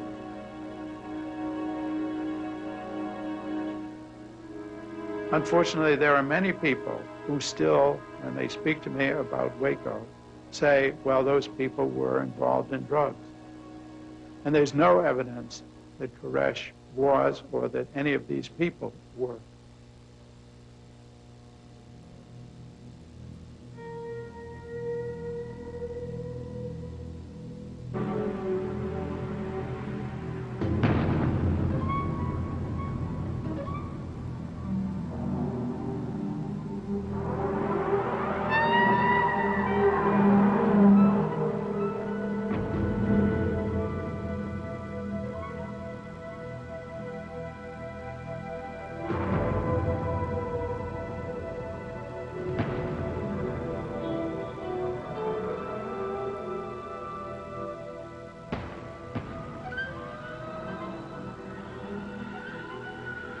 The morning of February 28th, ATF and Texas Department of Public Safety officers blocked the roads leading to Mount Carmel Center.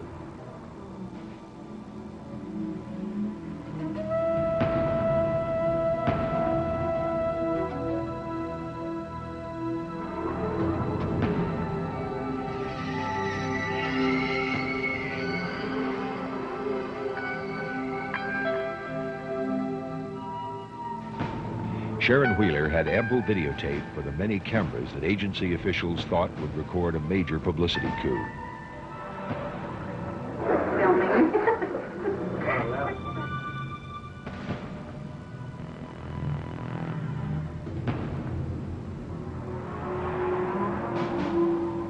Most of the 130 men, women, and children inside Mount Carmel learned about the raid only minutes before it happened. The news people were out there 30 minutes before the raid. They knew they were out there.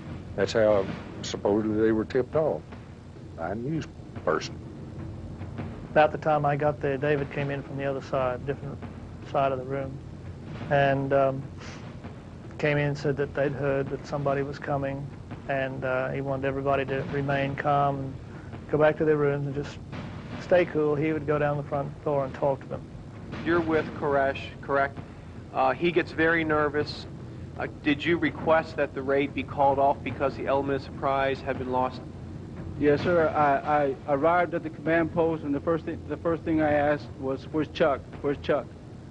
And they advised me that he had left. At that time, I started yelling, and I said, "Why? Why? They know we're coming. They know we're coming." I did not feel he knew that we were coming at that time. When I talked with Robert, like I had testified before, I took notes while we were talking over the thing, and I've read all of Robert's statements. Robert did a great job, but I think everything that you heard as far as testimony was not passed on to me. Those two men know what I told them, and they knew exactly what I meant. And instead of coming up and admitting to the American people right after the raid that they had made a mistake, that the element of surprise had been lost, that the agent had advised them that they knew they were coming, instead of doing that, they lied to the public, and in doing so, they just about destroyed a very great agency. The helicopters were to arrive first at the rear of Mount Carmel and divert the Davidians' attention from the ATF agents moving in on the ground from the front.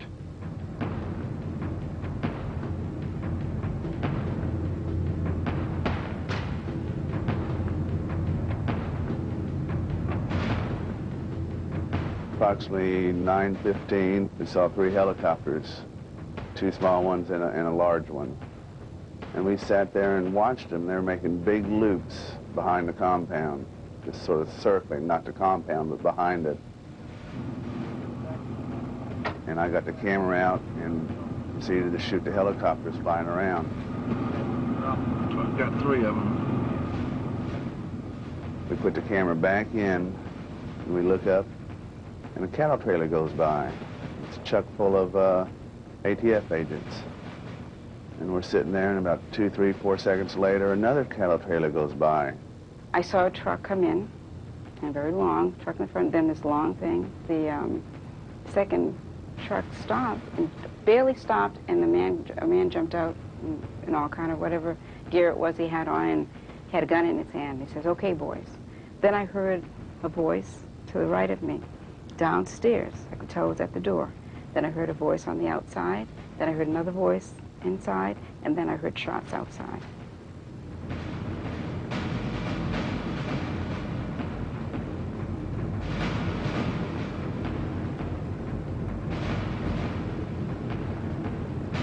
And when we drove up, the Davidians opened fire.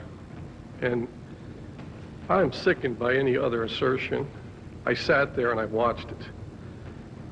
And the gunfire came through those double white doors. I watched it. It's unbelievable, but that's what happened. And anybody else who says anything different, they shot first. And if I thought that an ATF agent would drive up in front of a structure and shoot, I'd throw my badge in the garbage. It didn't happen.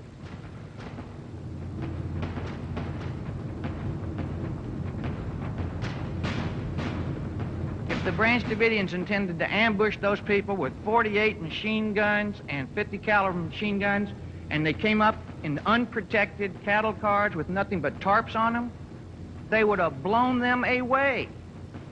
So that convinced us that they did not, that is, the Davidians did not fire first.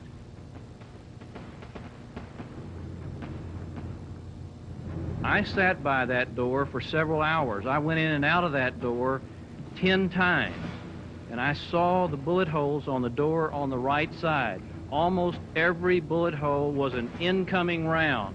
And what I mean by that, it's a metal door. You could easily tell that the bullets were incoming rounds. They were punched in. Now, I'm not the Marine expert that Jack Zimmerman is, but I've been hunting since I was 10 years old, and I know a bullet hole when I see it. And those were bullet holes that were punched in. What is your name? My name is Judy Schneider-Koresh, and this is my daughter, Mina. And as you can see, I was wounded when the ATF came in and assaulted us. I was quite surprised to see our government act the way it did, in that David went to the door with his hands up and said, "Don't shoot, there's women and children in here."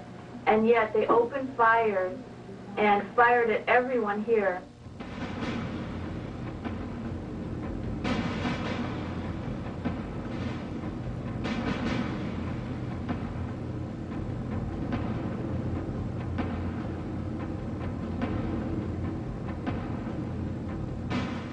The first cattle trailer had already pulled up.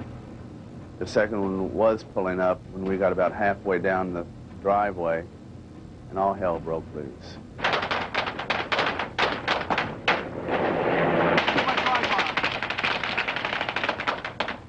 one minute you're looking out of the window, seeing 3 helicopters, and the next minute you hear firing and you're on the floor with bullet shells flying all over your head.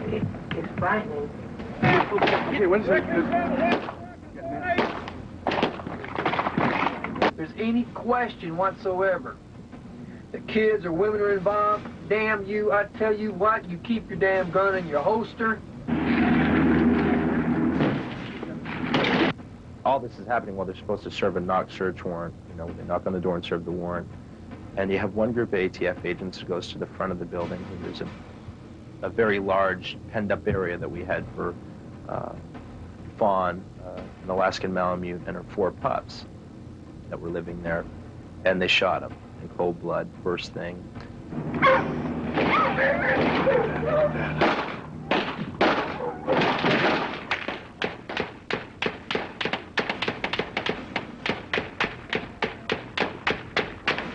This was an unreasonable search done in an unreasonable manner with excessive force. And the law is clear. Even an arrest by lawfully constituted officers can be resisted if, before anything else happens, those officers use excessive force.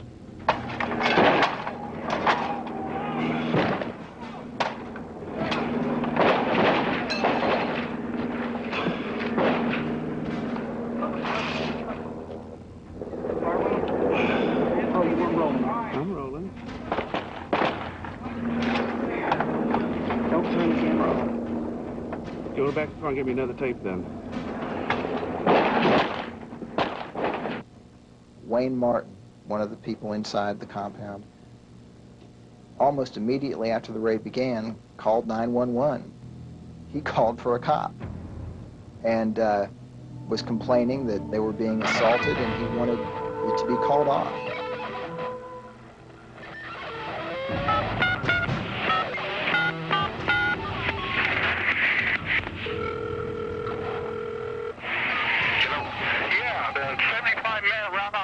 They're shooting at us in Mount Carmel. Mount Carmel? Yeah, tell them there are children and women in here and to call it off. I hear gunfire. Who is it? It's Wayne. Wayne. Tell me what's happening, Wayne. We got women and children in danger. Wayne. I'm under fire. I'm going to call it out. What? I'm going to pull back. I have a right to defend myself. It's starting fire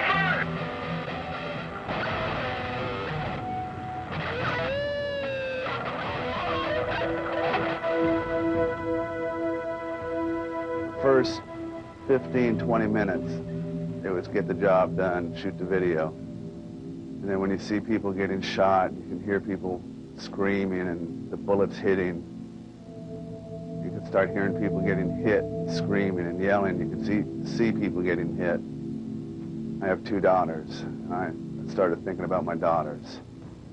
And at that point, I wondered, how the heck am I going to get out of here? Somebody said to me, Winston Blake is dead. I said, where's he at? And they said, he's up in his room. So as I'm approaching Winston's room, I could hear water running, and I couldn't figure it out. You know, what would that be? You know. But as I turned into his doorway, Winston's lying on the floor beside his bed, and a pool of blood and water, and there's water pouring into the room from just dozens of bullet holes in the water tank that was right outside his window, and the window was all shattered and everything. I figured that, judging from the angle of the bullets coming down from the outside and into the room, that it had to be from helicopter. There's no buildings, tall buildings out the back. Anybody on the ground couldn't have shot at that angle into the water tanks. The Davidians shot back. The helicopter landing in the foreground has been forced down by multiple hits. 17-year-old Peter Gent was inside the grain silo scraping rust when the raid began. Gent is barely visible in this news footage as he climbed to the top to see what was going on. The video apparently shows him being shot from one of the ATF helicopters. Gent falters and then drops back onto the silo's roof with a gunshot wound to the heart. Federal officials would not let the Davidians remove his body for 5 days. Third chopper with more What? Another chopper with more people and more guns going on. Here they come. All right. Wait, more firing. That's not us. That's them. Okay, all right.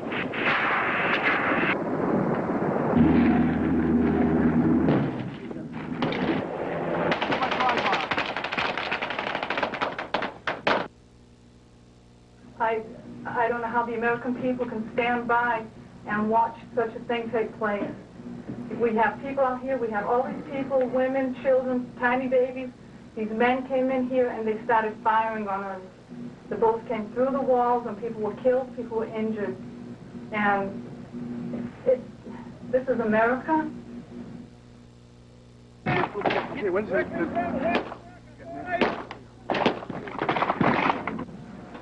What happened there with your finger? You were just sitting there. I was told you were nursing the baby or one of the babies, or? I was sitting here kind of like, I'm not exactly sure it happened so fast, but at any rate, it went up this finger into my hand and out my shoulder. Cameraman! Camera! Hey! Ambulance! Ambulance, got it! We're sitting there, and ATF agent says, newsman, call an ambulance. We need an ambulance. John got back into the car, and just as he was reaching the car, he opened the door, and a bullet went through the door jamb, and he dove into the car. And we had to physically make the phone call. And this is, from my understanding, the first time that an ambulance had been called. And this was well into the gun battle. For some reason, they didn't have any communications. Why would we have to call for an ambulance? Nobody was going to get us out. The McLennan County Sheriff's Office, who always did a good job in this case, could not get us out of this. We couldn't call 911. I mean, we couldn't call anybody. Well, it just seems interesting to me that they didn't even have telephones or communications to get that 911 communication back and forth that Wayne Martin had from inside the compound for 20 minutes trying to stop the shooting. But at the same time, they had fax machines, telephones, and computers, and were ready for whatever PR they had. That was a mighty strange operation, to say the least, and certainly a fatal flaw, not to pun a word. Mr. Hartnett, was there a raid plan? We had pieces of it, if you know what I mean, that they hadn't brought it together. It was right in the middle of an order going out to the field, giving them specific instructions on how to, written raid plan, how to bring it together and forward it forward. Well, it was out for coordination at the time. What I received was written, but very, very abbreviated. In your review, did ATF, and they're participating in this close combat support, did they have go, no-go procedures? Yes, sir, but of a very, I'm looking for the appropriate words. I'll just call them unsophisticated variety. An unsophisticated variety. That's a very tactful. You're being very tactful today. In your report, you weren't as tactful because you said their lack of contingency plan basically was, quote, an oh shit plan. Isn't that basically what you? Those were the words like, that were given to us. run from the building, yes, take cover. Oh shit, it's coming.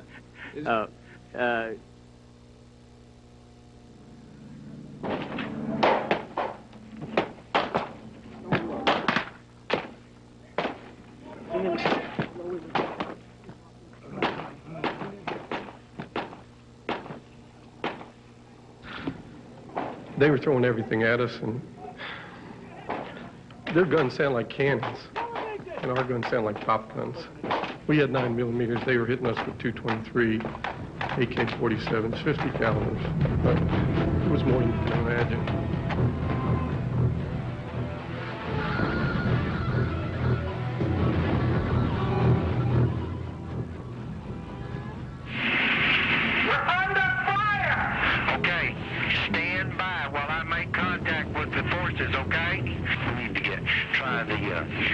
Radio band one more time on our frequency. Did you call DPS? Hold on just a minute, Wayne. No, I have not. And nobody's responding to the damn radio. They want everybody to back off and talk. I'm trying to get What radio frequency? They told me the radio van. We're not getting a response. I can't believe this.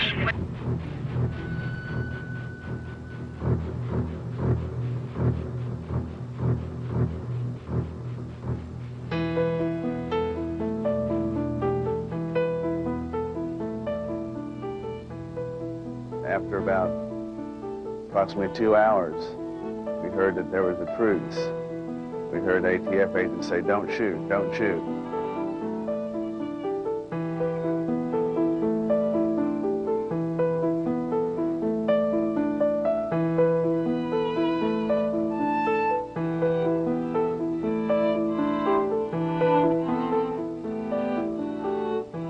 You gotta argue with me, you come and argue with me. You come pointing guns in the direction of my wives and my kids, damn it, I'll meet you at the door any time. And I'm sorry some of you guys got shot. But, hey, God will have to sort that out, won't he?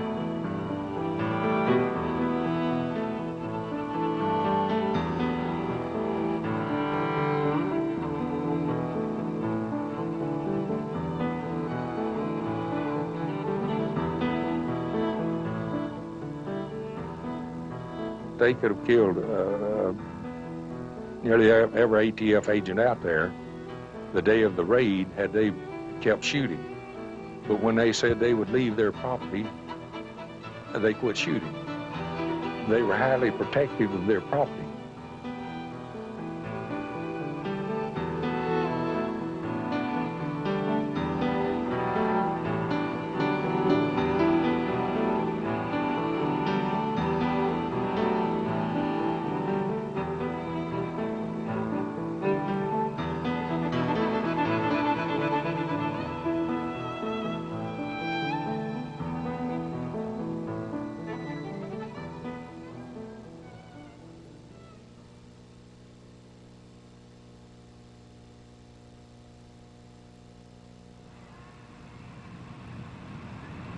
The chair recognizes Mrs. Taylor from Mississippi. Do you have any combat experience? Excuse me, sir? Do you have any combat experience with 26 months, sir. Commanded 2 artillery batteries in Vietnam. in Vietnam? Yes, sir. Ms. Zimmerman, have you seen anything or heard anything that would lead you to believe, or read anything that justifies the murder of those 4 ATF agents and the 20 more who were wounded by the Branch Davidians by David Koresh and his followers on the morning of February 28th? Yes, sir. Yes, sir. All right, tell me what it is, sir. Because The you're jury the in first people San to say that. Antonio, the jury in San Antonio found that the killings of the 4 agents were in self-defense. They were acquitted of murder, sir. Did you know that? They were acquitted of murder and acquitted of conspiracy to commit murder. Every single defendant, all 11, were acquitted of murder. Are you going to tell me that every murderer in this country who's walked was really innocent? Well, you asked me, did we know of anything that would say that they weren't guilty of murder? And the answer is yes. I wasn't there, but if the ATF accidentally or however opened fire on people in their home and all they did was defend themselves in their home, then under the law, that's justifiable homicide. It's not murder. And is there any way that somebody could believe that justifiable homicide could be used as a defense here?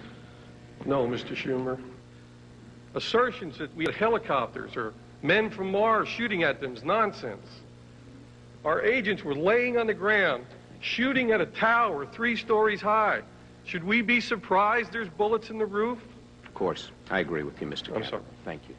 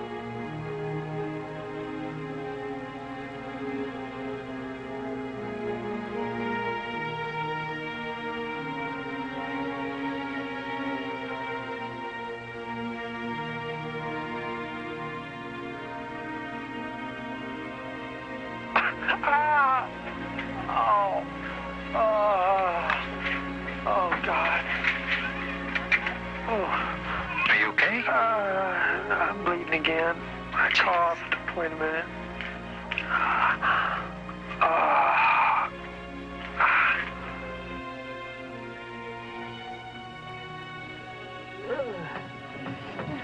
Want to see one of the holes here? Here's one of them. That look nice? One up higher.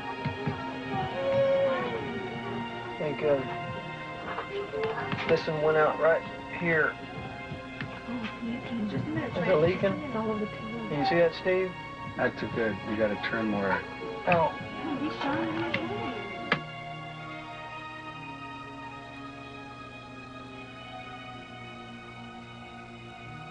If you die, you tell me, if you die from that wound, I want you to tell me what's going to happen. Well, I'm not going to be around anymore, am I, to influence anybody, right? Well, David, listen. No, Jim, listen. This has been painful for us. Come on. Listen, Jim. There's nothing that hurts me more than being called a cult leader, all right? If I'm wrong, people like me don't deserve to live, okay? Listen. You understand me, Jim. If you let the people think, because, they're all scared around here now. Don't burn our building down. Oh, we won't do that. Don't shoot us all up. They've got to have that time. David, if you die, you're leaving your people helpless. Look, they're God's people. But if I'm just an instrument, okay? I show them out of a book what God teaches. But it is for them to decide. Is this bleeding again? Yeah. Oh, Probably because you... well, you can see it. Anyway, it's kind of painful. Oh, it ain't nothing, tough guy like me. It's just flesh, heals.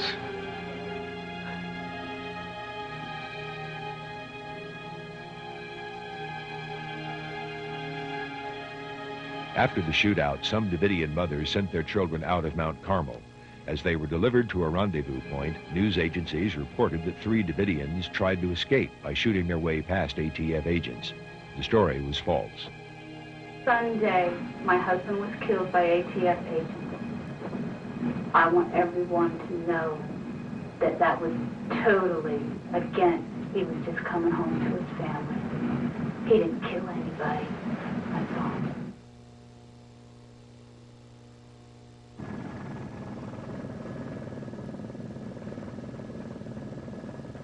On the negotiation front, Jim Kavanaugh was trying to get David Koresh to trust him.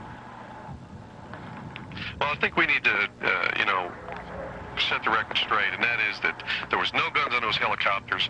There was National Guard officers on those helicopters. There was no guns on those helicopters. That's a lie. That is a lie. He's a damn liar. Did you hear that? I know what he said, but it's not true. He says he wants to talk to you now. Okay. Now, Jim, you're a damn liar. Now, let's get real. David? You listen to me. You're sitting there and telling me that there were no guns on that helicopter? I said they didn't shoot. There's no guns You shot. are a damn liar. Oh, you're wrong, David. You are a liar. Okay. Well, just calm down. And, let me tell you something. That may be what you might want the media to believe. But there's other people that fall, too. Now, tell me, Jim, again. You're honestly going to say those helicopters didn't fire on any of us?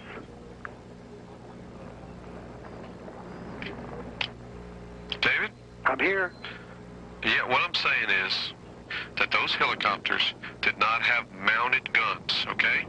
I'm not disputing the fact that there might have been fire from the helicopters. What I'm telling you is there was no mounted guns, outside mounted guns on those helicopters. I agree with you on that. All right, and that's the only thing I'm saying.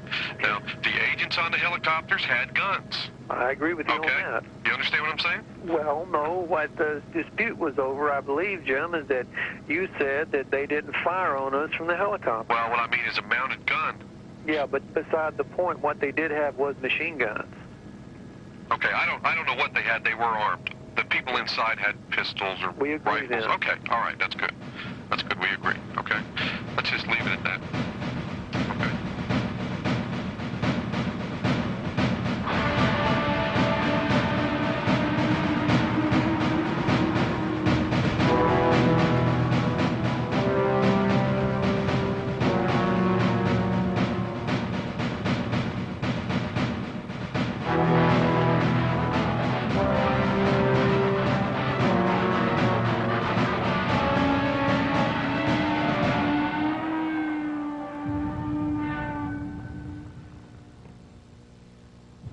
On March 1st, the ATF handed control to the FBI.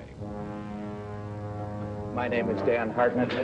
I'm the Deputy Director of the Bureau of Alcohol, Tobacco, and Firearms. I'm going to make a brief statement. We each are going to make a brief statement, and then we'll open it up to questions. My name is Jeff Jamar. I'm the Special Agent in charge of the FBI in the San Antonio Division, and I'm the Special Agent in charge of FBI operations here in Waco. Could you spell your name? It's J-A-M-A-R. First name's Jeff. We're here because David Koresh and his followers killed 4 ATF agents. We've responded with necessary personnel and equipment. The area is a crime scene. The goal is to resolve this situation, ultimately in federal court, with no further bloodshed. The FBI is getting involved now, but it's kind of like getting into a fight with a couple of next-door neighbors where the little brother comes over and whips you, and then the big brother comes over to investigate. Anyway, we'll try to work this out.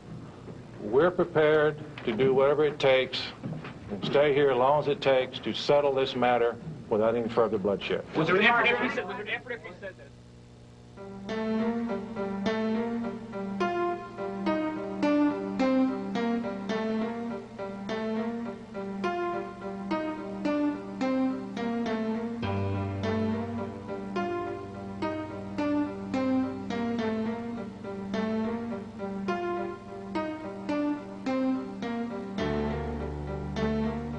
The Davidians were completely surrounded. FBI snipers were placed in sandbagged positions here, here, here, and here. These positions were codenamed Sierra 1, Sierra 2, Sierra 3, and Sierra 4. Their clear field of fire meant that anyone trying to leave could easily be gunned down.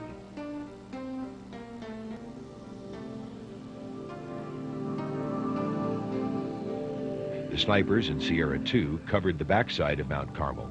It was completely hidden from public view.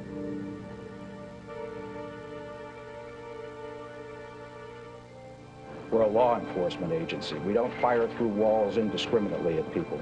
We have to have a target. It appears there was a television crew on the scene. When were they alerted, and how many other local media people knew you were going in? We did not notify the media in advance. It was the Bureau of Alcohol, Tobacco, and Firearms that caused this first disaster. Okay? So the FBI takes over. They're very sensible, reasonable. They decide, we'll negotiate. They quickly realized that the negotiators were not in charge, and Koresh at one point says, look, all you guys are anyway are waitresses. You carry my request back to the kitchen where the boss is.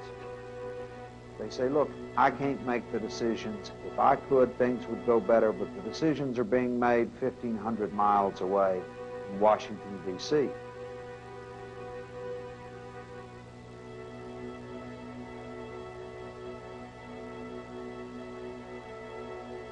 made an agreement with the ATF agents that if they would allow me to have national coverage with this tape, that I might give to the world a small, minute bit of the information that I have tried so hard to share with people. Can you say what God said to him? Can you give a little more details exactly? After 1:30, you're waiting for him, you finally make contact. What does he say? The question was, what did God say to Koresh?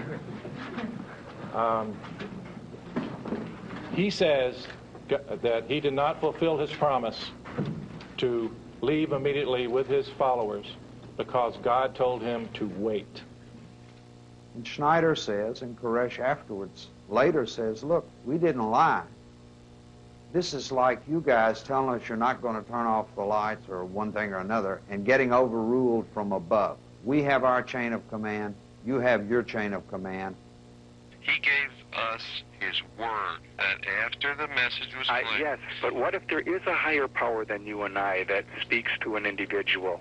If there is a God in this universe, and there's the laws of man and there's the laws of God, and this God that has led him all his life says to him to wait, what do you do? But, Steve, Is David a man of his word? He always has been. What does trust mean to you? Exactly what it means to you. I mean, he was told to wait. And he says, so the same God that showed him the seals is the same one that said, wait. That could change. That could change in a minute, right? Exactly. Okay. He tricked us. He fooled us. He played with us. He couldn't leave this place where he was God with unlimited sexual favors, unlimited being the Messiah, and walk out to a cold jail cell. He couldn't do it at the last minute. We genuinely believed him. I have no doubt that amongst the negotiating team and yourselves believe that David Koresh was pulling some sort of scam, or he was obviously lying or stalling. But you've got to understand the mind of the branch Davidians inside. We genuinely believed him. Do you people believe that Koresh is actually talking to God? Koresh believes he's talking to God.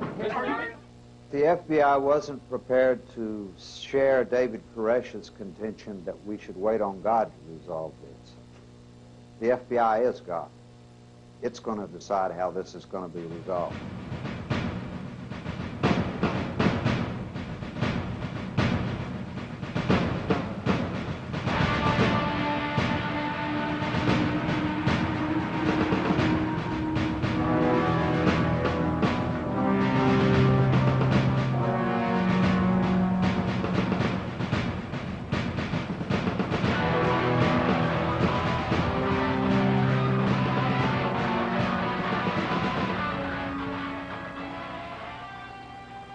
Bringing these tanks and stuff around here, I tell you what, being an American first, I'm the kind of guy that I'll stand in front of a tank. You can run over me, but I'll be biting one of the tracks. No one's going to hurt me or my families. That's American policy here. Agent Pete Smerick, who was in charge of drawing up the psychological profile of Koresh, counseled a cautious, non-confrontational approach with Koresh in 4 memos written to senior FBI officials between March 3rd and March 8th. According to Mr. Smerick, FBI superiors pressured him to change his assessment to justify a more confrontational approach. They would do things like play sound tapes of rabbits being slaughtered, or Nancy Sinatra singing songs, and then they would bring out lights at night, and not that Nancy Sinatra always was that bad, but the ones that she had kept. The point was this: they were trying to have sleep disturbance, and they were trying to take somebody that they viewed to be unstable to start with, and then they were trying to drive him crazy. And then they get mad because he does something that they think is irrational. You keep playing where you should be playing, and you keep thinking that you'll never get burned. Ha! I just found me a brand new box of matches, yeah. And what he knows you ain't had time to learn. These boots are made for walking, and that's just what they'll do. One of these days, these boots are gonna walk all over you. Next, we have a couple of Kansas City's finest members of the SWAT team. This one here is quite a specimen. I tell you, in all my years involved with SWAT, I've never seen a gentleman like this that I've learned so much from in just the short time I've been around him. It's just awesome is about the only word to describe him. Honed to a fine edge, honed to kill. That's right. He just Rambo. He's just like Rambo out here himself. This was an abandonment of the negotiation strategy, an abandonment of the opportunity to get more people out, an abandonment of the opportunity to bring in a third-party negotiator who would speak the same language, when the FBI finally could have realized that rather than being in a negotiating position, they had become the enemy. Yes, right here. Mr. Ricks, is there a consideration to use psychological warfare? Have you discussed it at all? I don't know what psychological warfare is. It was reported in the paper that you would play loud music, keep bright lights on the compound all night to try to agitate the entire group. Is that a possibility? We will not discuss tactics of that sort, but I would say the chances are minimal of doing that type of activity. Yes, ma'am.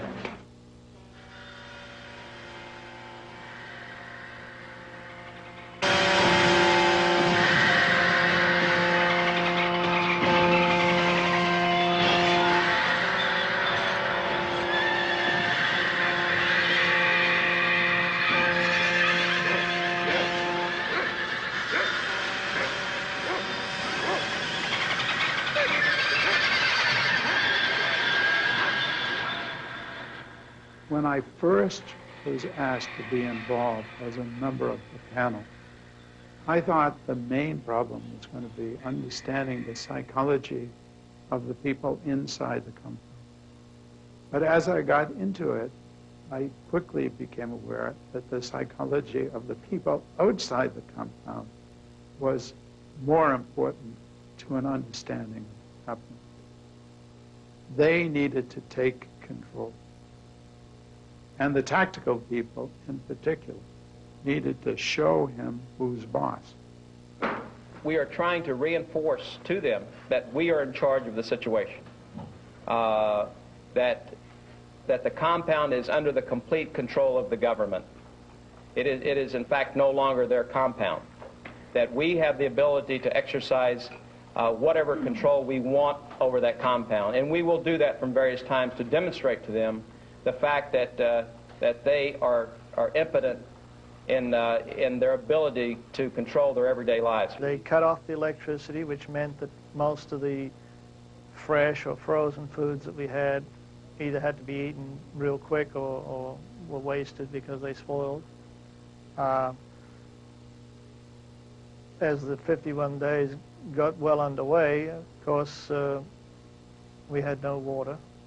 The only water we ended up having toward the end was rainwater, which we would have to collect in buckets by putting them out a window or something on the backside. In the Davidians' theology, the thing that could prevent a peaceful resolution would be for the outside to play the part of Babylon, as they called it, Babylon representing in the Bible the forces of evil against good.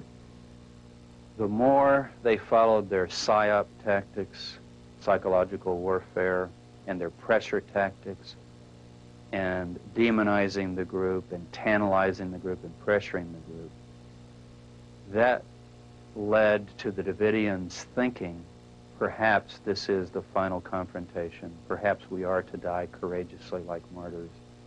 Maybe we're not going to come out of this okay. So they're inside, seeing themselves as the persecuted, oppressed, martyred people of God.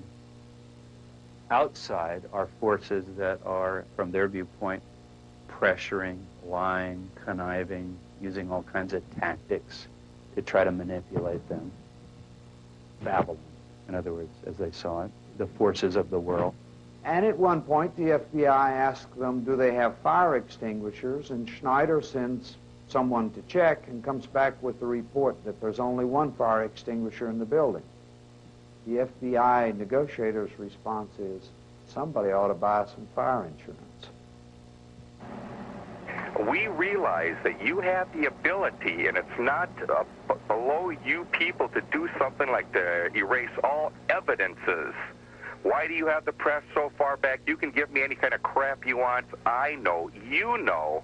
The reason we're not talking to the press is you people have got to cover your butts from what you did, and that's what's going on here. The question is, will we permit a pool camera up close? Any closer than you are? We did. We went down the road. We stopped at a place where you could still see the compound. That was not accidental. We made sure that you could still see the compound. We could have moved you where you don't have any sight. We didn't do that. And the reason we don't want a camera there is they watch television and they watch us approach if we do anything. We're not going to assault the place. But anything we do around there to get control, that is precisely why you can't have a camera there. Okay? Sure, they were doing 50 feet away from the one part of the building on the backside. Too close is what you're telling me. Well, it's on the property. It's contrary to the word given. Steve, every time we're aware of movement, we've told you about it. Who's controlling these guys? Someone else here? Give me a moment. See, all right. You know, sometimes people are have a different interest. The guys that gravitate toward, riding in tanks, jumping out of airplanes and stuff like that are a little different mindset than you and I. I agree with you. Right? I agree. So when they get a chance to use a Bradley, probably half of them have never been in a Bradley before. It reminded me of a lot of kids in there. Absolutely. Having an opportunity to. Hey, let's drive this baby and see how it works. Sure, but somebody's got to be above these guys. Well, those vehicles and what they're doing do not show what is coming out of the mouths of some of you guys. They were mooning the women, for instance. They would drop their pants and bend over and bare their rear end to people that were looking out the windows, which was, you know, not a situation that some of the women or even some of the men took too lightly, in the sense, well, do we want to send our children out to these kind of people, or do we trust these kind of people? It was kind of an attitude, you know. I mean, if you got guys out there right now pulling their pants down, men that are mature, they're sticking their butts out in the air and flipping the finger. I have no idea who that is, and whoever that is should be fired. And if we can find out, we will fire them. But the spirit and the attitude of these men of yours. What the commanders did, what the people in the tanks did, just totally showed there was no respect. Let me give you an example, now that we brought this up. We had a burial for one of the people out front. Peter Gent was buried out front, and the tanks ran over his grave over and over and over again, just totally like it wasn't even there, and they knew that's where we buried him. They just kept running over it and over it, and we were disgusted with that. We talked about that quite a bit. The ATF came in and they shot my brother. They left his body. They wouldn't take his body out and bury it. He's been buried at the front of the property now. I mean, I thought this was the country of, you know, freedom of speech, freedom of religion, whatever, and just human decency. It just doesn't seem to exist.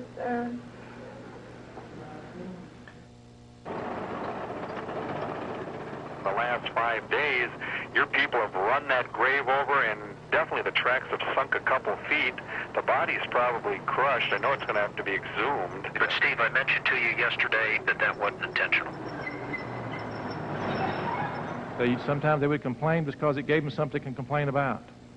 But at the end, the sounds, the activities of the tanks meant nothing to them.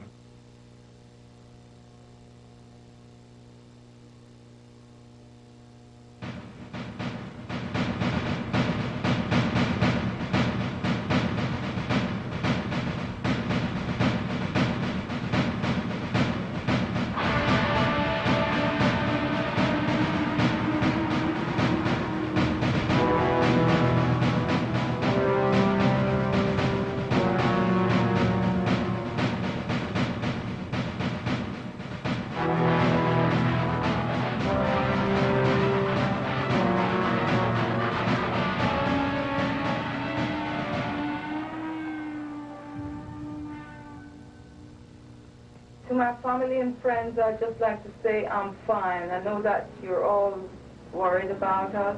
I'd just like to know that we are fine right now, and everything in the hands of God right now, and we're just waiting on God. Whatever happens, we know it's the way that God wants it to be.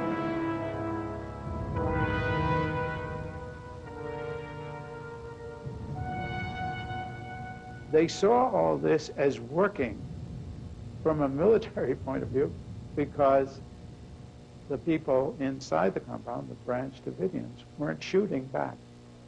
So they saw themselves as winning the battle as they tightened the noose.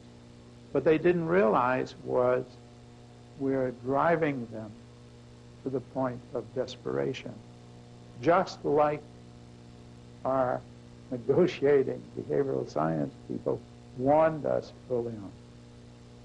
If they thought that we were all brainwashed and such a bunch of crazies, why would the FBI push David or the rest of us to the limit? Why would you bombard the building day and night with lights and music and noises and wear these people out not knowing how they're going to react?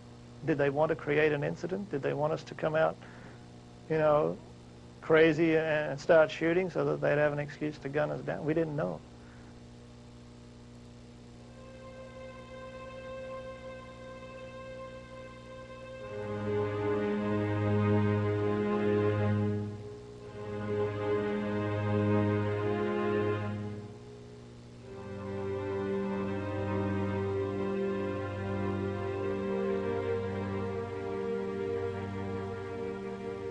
Everyone in Mount Carmel was free to leave.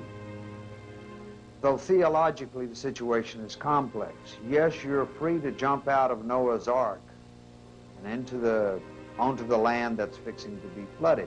People from Mount Carmel point out that Noah and his family got into the ark 7 days before the rains began. They were expecting God to use fire this time, and they thought they were in the ark, but everyone was free to leave. Some did. Anyone could have left, but theologically it was not a good idea. You were risking your soul if you left.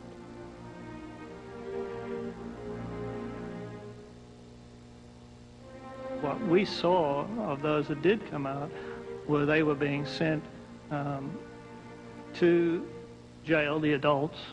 Even elderly women in their 70s were being actually indicted for murder or charged. This was you were told that that's what happened when people came out. We saw it and heard it on the news. I see.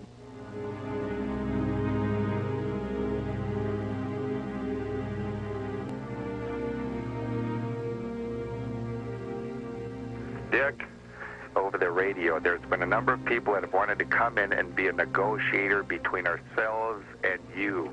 I do believe it would be in the best interest of all if there was a news person in between yourselves and ourselves. We'd about take anybody. Okay. But right now, it seems like we're coming to a stalemate. You know, we're not getting anywhere. Who would you like to have here when you guys come out? Who would you like to invite here? No. Boy, you've got rocks in your ears, Dick. Okay, explain to me. I'm sorry. You're saying when we come out. I'm talking about right now. Let's get somebody in between us right now to do some negotiating.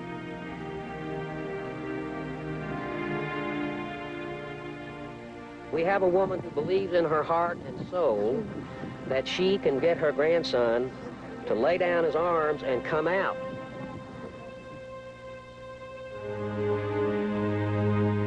Well, I'm his grandmother, and he's my grandson. All my grandchildren are good kids because I've taught them well. And so I approached and told them that I was there and I'd like to speak to the agent in charge, and I was a lawyer and I had David Koresh's grandmother with me, and I wanted to see about talking to him. And after a few minutes, another one came up to me who was obviously the guy in charge and was very surly and declined to give me any information at all.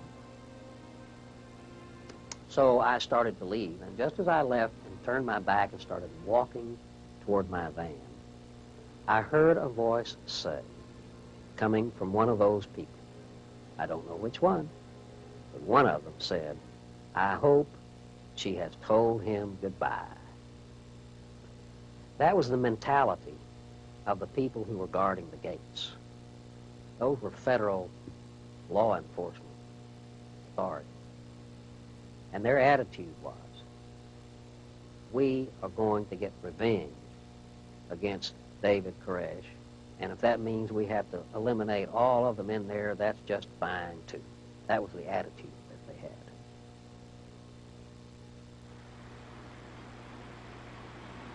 What could have been done to get the Davidians out of that compound without bloodshed? We were on the way to doing that. On April the 14th, there was a major breakthrough, and that breakthrough was David Koresh's letter to me, which I promptly gave to the FBI, that said that he'd received his mission, that he was working on writing his interpretation of the seven seals, and that everyone inside was relieved that they didn't have to die now, that the prophecies were not being fulfilled now, and that this would be resolved. People don't understand how important that was. David Koresh and his people believed that God's message for our generation could not be written and should not be written. And David Koresh had never before written down his ideas. He believed that he had received a message from God saying, "Now, David, write. Before I told you not to, now I'm telling you you can." He waited 51 days, and then he said, the word came to him and said, "Write," and he wrote. This was brought out the day of the fire by one of the survivors. he was keeping his promise of April 14th. We believe they would have all come out safely. This was pulled out of the fire, the tapes were, and then this then was written up as evidence that he was working on that message on the 7 seals. All they had to do was say, we've got a disc, we're going to be sending it out. What I was faced with was a situation where the negotiators said, we think we have reached an impasse. Nobody else is coming out voluntarily. We looked at the entire situation and we made the best judgment we could. I'm very satisfied that in the information furnished to me by the FBI, I was informed. If it's going to take 3 or 4 days for each one of these, Right. and we have 6 more seals to go, Right. are you all prepared, maybe 18, 20 more days than that, to stay out here? The question is, how long are we prepared? And it's not, the first seal is not done yet. Mr. Snyder says he's going to have to edit every one. Mr. Koresh does not have any more than a 9th grade education, so he does not write very well. So everything will have to be rewritten. So I figure 4 or 5 months tops. If you had believed that when he finished the manuscripts, he would have come out, would you have waited and not recommended the attack? Absolutely. They're talking to Schneider on the phone about the progress that Mr. Koresh is making, and he tells them, I've seen 28 to 30 pages of the draft. I have not seen the smooth yet. My job is to edit it. And they ask him, how long is your part going to take? And he said, my part will be real quick. And then next day they ask him, how's it going? Where are you? And he says that he's finished the first seal and he's working on the second seal.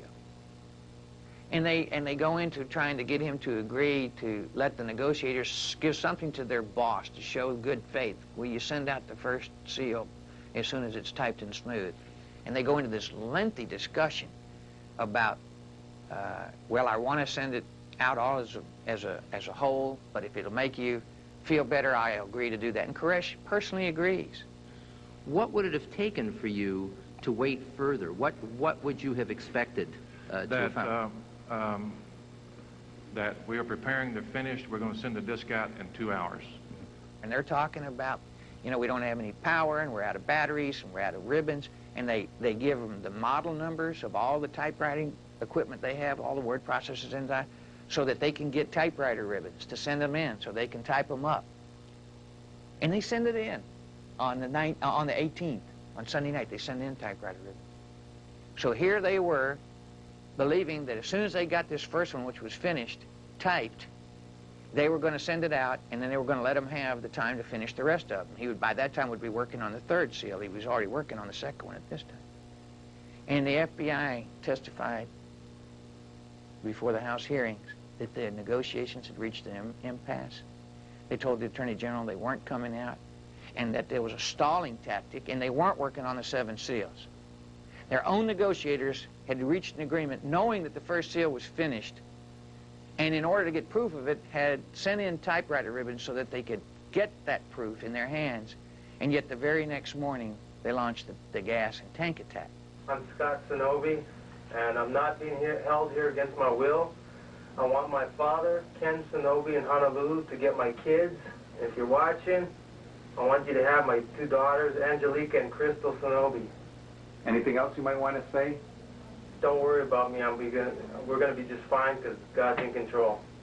Okay, thank you.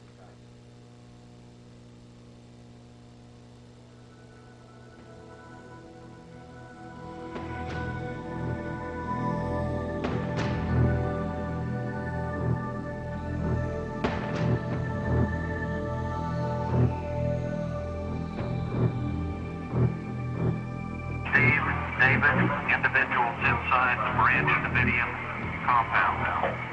We are in the process of placing tear gas into the building. This is not an assault. This is not an assault. If you fire when we return. Everybody grab your mask. Everybody grab your mask. The gas supplies a number of irritants to the nostrils, to the eyes, to the skin. Just touching to the skin can be extremely painful. You can have certain symptoms of nausea. You can have certain symptoms of inflammation with regard to membranes. So it is extremely uncomfortable. Boot camp trainees are briefly exposed to a mild amount of CS for a few seconds. The Davidians receive more than 10 times that dosage for more than 6 hours. When you come out of that gas chamber and only having been exposed for a matter of seconds, your eyes burn, your nose burns, and all mucous membranes are affected. Grown, healthy, cream of the crop of the United States youth, Marine lieutenants, are hurting when they come out of that gas chamber. The point I'm getting at is it's terribly debilitating. CS gas is terrible. CS isn't a gas, it's a chemical powder. At Waco, the CS powder was dissolved in methylene chloride, a volatile chemical used for stripping paint, and injected directly into the building. Together, the CS and methylene chloride formed an aerosol mist when sprayed through steel injectors fitted onto the tanks. In enclosed spaces, CS can cause unconsciousness and death. It is also highly flammable and, if ignited, can burst into a fireball. When CS burns, it produces hydrogen cyanide, the same gas used in prison gas chambers. Did you tell the Attorney General that infants would not die or be harmed?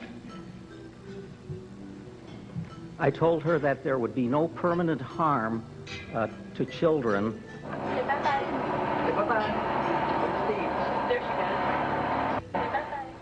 I believe that using CS gas against infants, against old people with respiratory problems, there were 60, 70-year-old men in there, and there were young children.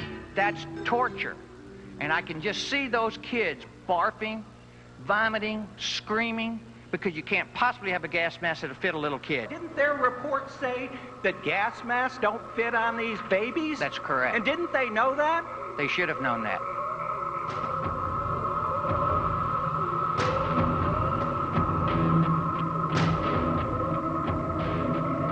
This morning at approximately 6 o'clock, we had our CEV in position. The first place we entered was here on this side of the building, which is basically on the westerly side of the building. We turned around, we came back, and we also punched a hole in here and made also an insertion.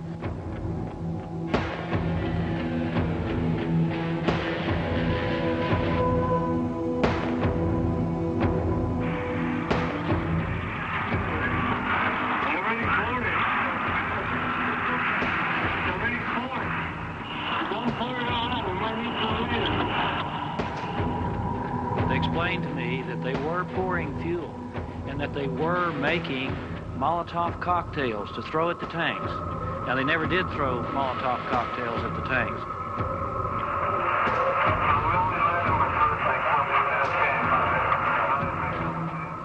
The conversation about that takes place in the early morning hours, 6 and 7 o'clock in the morning. The fire didn't start until right around noon.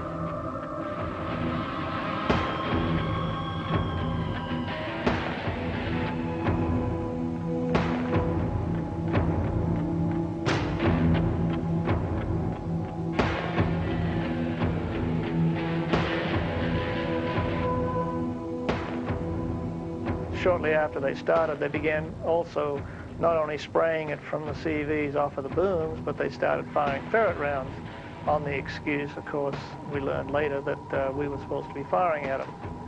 What did you feel? What were your emotions? Well, we definitely weren't believing what we were hearing over the loudspeakers, that they were not entering the building or this was not an attack. You know, we were told they weren't going to be shooting, and yet they're firing what amounted to mortars or rockets at us, these ferret rounds, which sounded like a mortar. Were you afraid? Yes.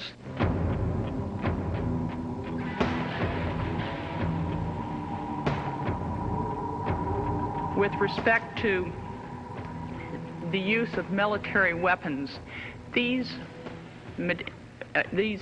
pieces of equipment were unarmed, as I understand it, and were contracted. I mean, it was like a good rent-a-car. A good rent-a-car? A tank going into a building?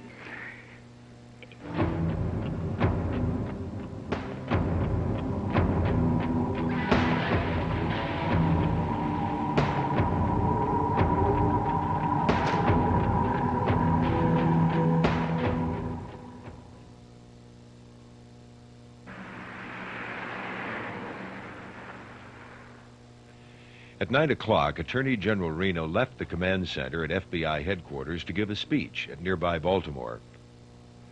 From then on, Waco decisions were made by top officials of the FBI and the Clinton administration. 4 minutes into the raid, it escalates.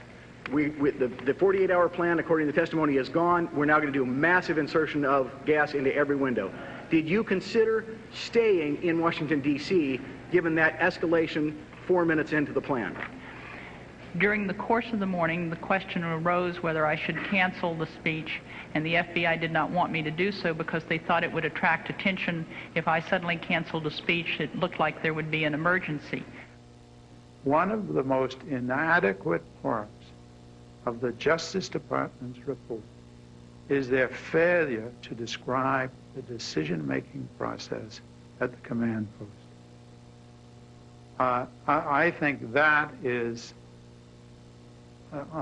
unpardonable. I think there is nothing in the investigation of what was going on in the Washington command post, where they had a situation room which was supposedly constantly in touch with Waco. What were the communications that went on? What were the decisions made? And that we have never heard.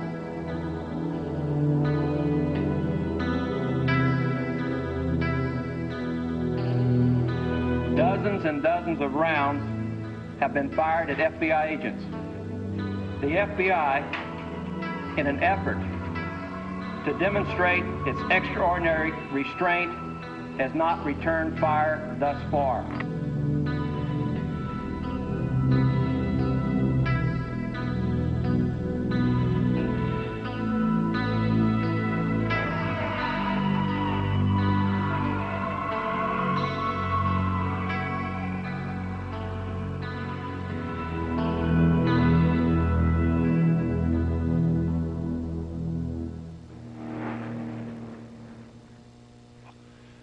Almost 2 miles above Mount Carmel, a surveillance plane was photographing events on the ground with a forward-looking infrared camera, commonly called by its acronym, FLIR.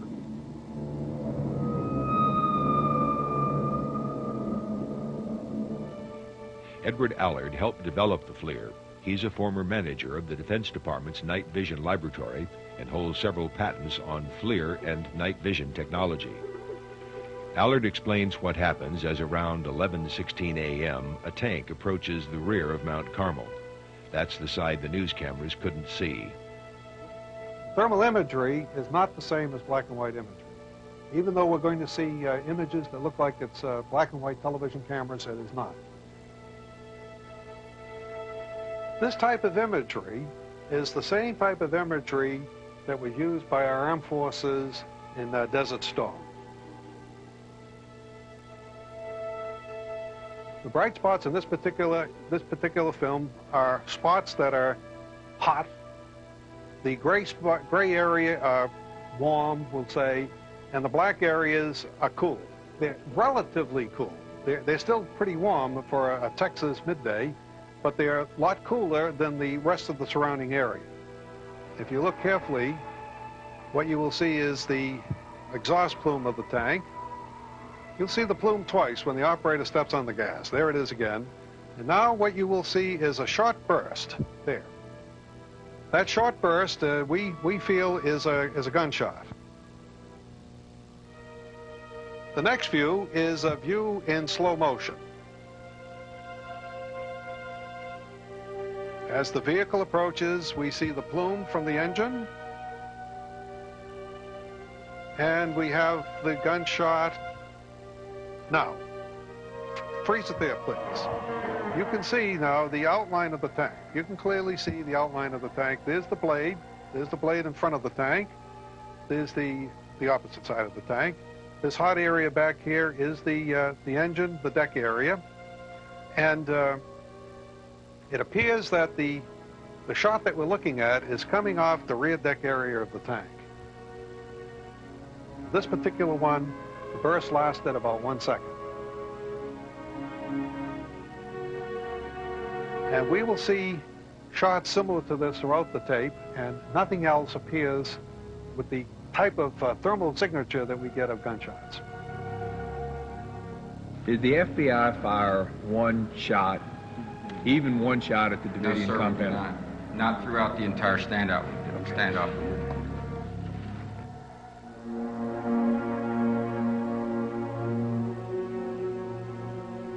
What we're going to see here is what could be called an infantry tank maneuver.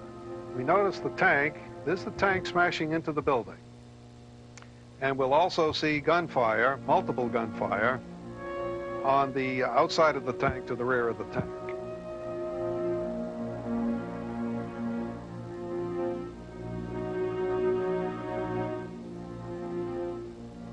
Right now, we're seeing a close-up view of exactly the same thing. The important thing to notice is the gunfire, multiple rounds being fired from at least two different positions. And it's about 10 bursts in approximately 2 to 3 seconds. And according to our calculations, it indicates that both positions are firing automatic weapons.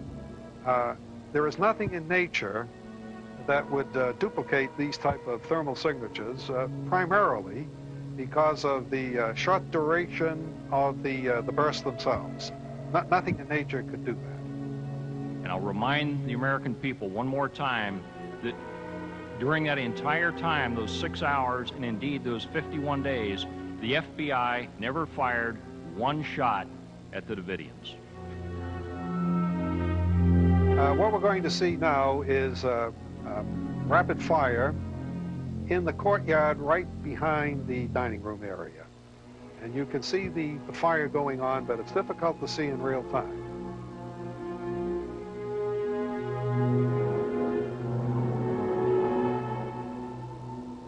Now the slow motion shows things much more clearly.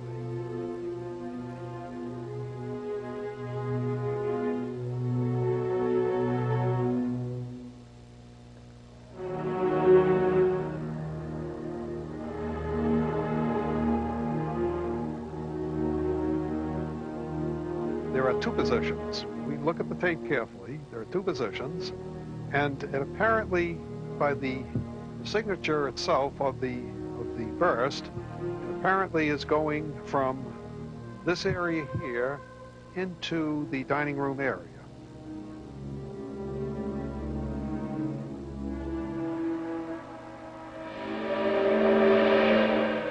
What Allard saw was verified in an independent FLIR analysis done by Infraspection Institute for CBS 60 Minutes. Quote, "It was obvious to me on several occasions that there was gunfire or automatic weapons discharge seemingly fired toward the building from the outer perimeter." End quote. A second letter from Infraspection Institute seems to reflect the fear that kept 60 Minutes from informing the American people. Quote, "Due to the potentially sensitive nature of this material and the resulting negative repercussions to Infraspection, we are choosing to decline any further comment surrounding this taped incident and our subsequent professional opinion regarding its viewing." End quote. In addition to noticing the gunfire, Infraspection saw something else. Quote, "There were occasions on the video that seemed to appear as though people were entering, exiting, or being run over by an armored vehicle." End quote.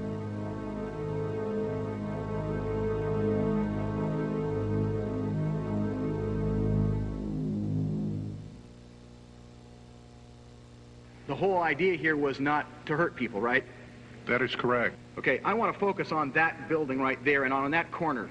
You see it's now structurally sound. Would you go to the next photo? In the next photo, and unfortunately we don't have these very well, but we're now looking kind of from the front corner. These are taken from the airplanes. You will see that where he is pointing, that section of the building is gone. Indeed, a great portion of the building is gone. This tank, can you show the tank? That tank right there goes into that portion of the building so far that the back of the tank disappears. You can't see it. Indeed, it goes so far into the building it appears it goes all the way to the opposite wall.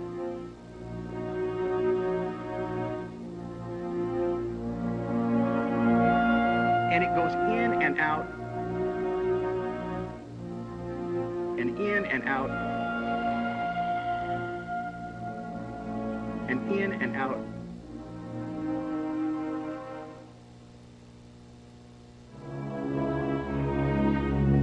went in and out.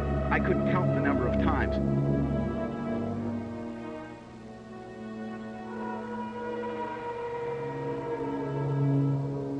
There was a discussion that there may come a point in this where we would try to poke holes in the building. My understanding... I understood that. Yes, sir. This I don't see as a hole. No, I understand that. Yes, sir. And I do not believe that there were any bodies found in that area. The closest bodies were found a little further in. Yes, each one of those 5 bodies, it's reported, had extensive, according to the autopsy report, extensive body mutilation. Now, I don't know.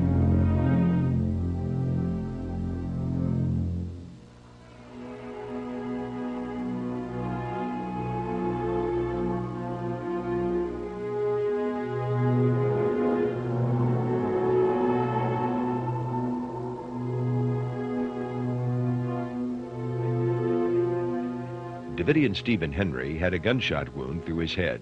His left leg was sheared off at the hip, along with his right forearm. Henry's autopsy stated that he died before the fire started.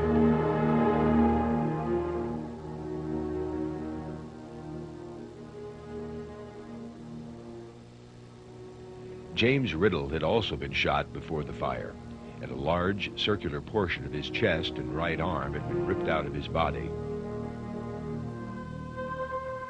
The red lining of Riddle's black Levi jacket was left dangling from his wrist.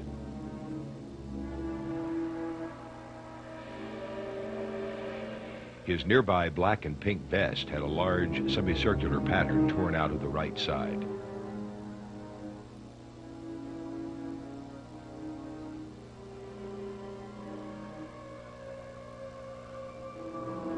About 11:40 a.m., something got jammed near the tank's front wheel that caused the tread to come off.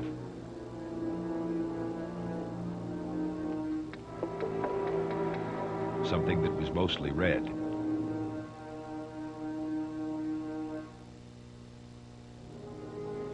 The available evidence indicates that could be Jimmy Riddle's body.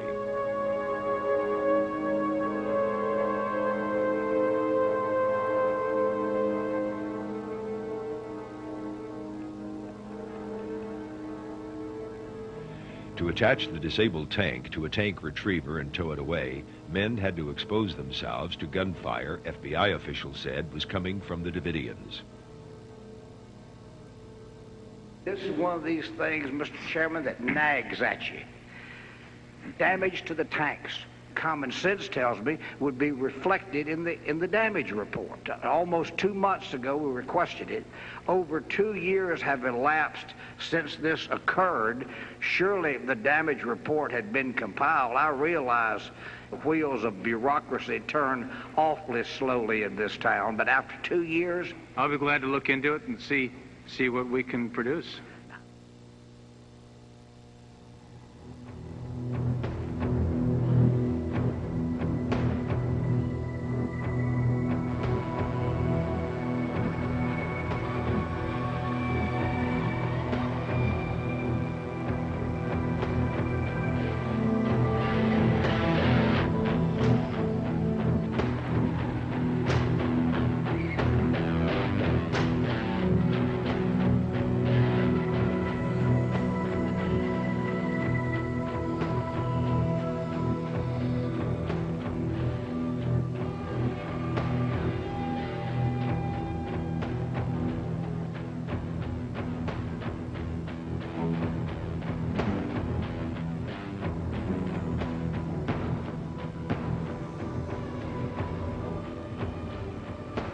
We would move the opposite way to get away, as far away from the direct contact with the gas as possible, because if you got it on your skin, any exposed skin, it would just burn the heck out of you.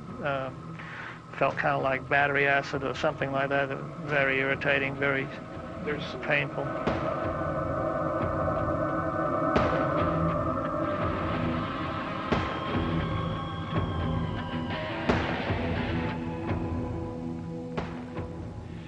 As the gassing continued, the women and children fled to the safest place inside Mount Carmel, the kitchen storage room, a first-floor, steel-reinforced concrete room at the bottom of the square wooden tower.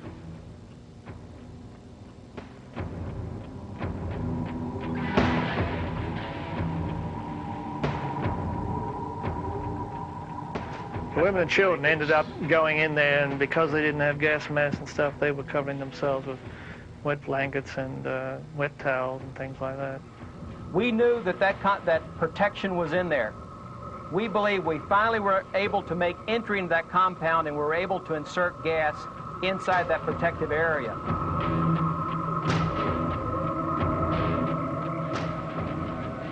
He actually drove right through the middle of the building into the kitchen area, and basically at point-blank range fired gas into the concrete room where the women and children were.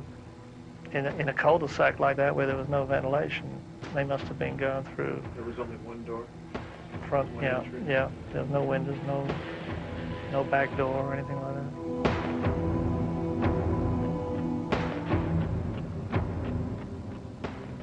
We put massive gas in there. Their gas mask by that time had to be failing.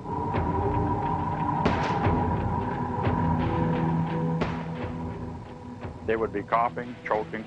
They would probably be unconscious. Some of them would probably be dead. Some would be basically inert.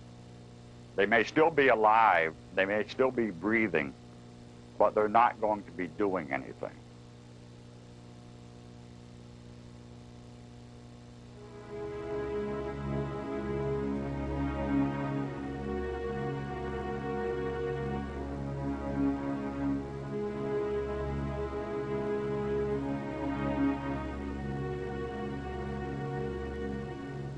They continued to push on the front of the building until eventually all the dividing walls were pushed back out into the hall. You couldn't get upstairs, the back stairs. You couldn't go down the hall to the cafeteria end or any of that.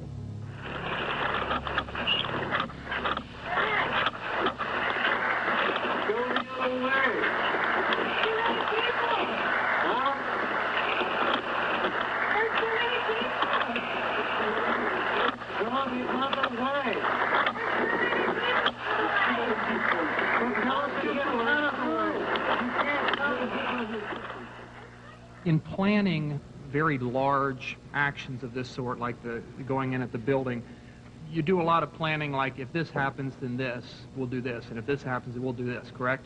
Yes, sir. Now,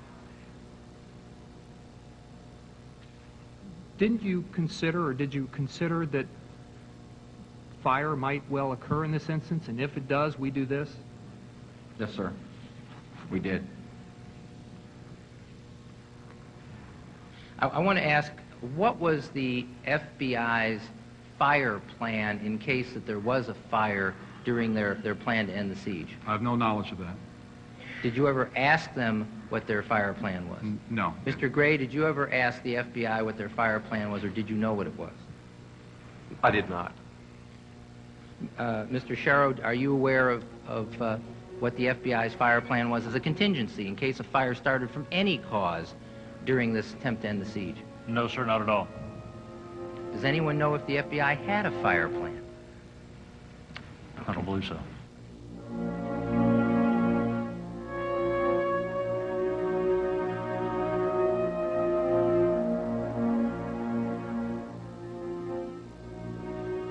By now, Mount Carmel was a tinderbox.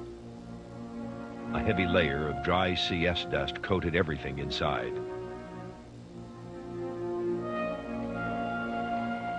Large amounts of kerosene and Coleman fuel from containers crushed by armored vehicles saturated the floors. Vapors from methylene chloride, kerosene, and Coleman gas filled the air. Huge holes ripped open by the tanks had been partially blocked by falling debris, but the 25-mile-per-hour Waco wind still forced its way through the jumbled maze of Mount Carmel.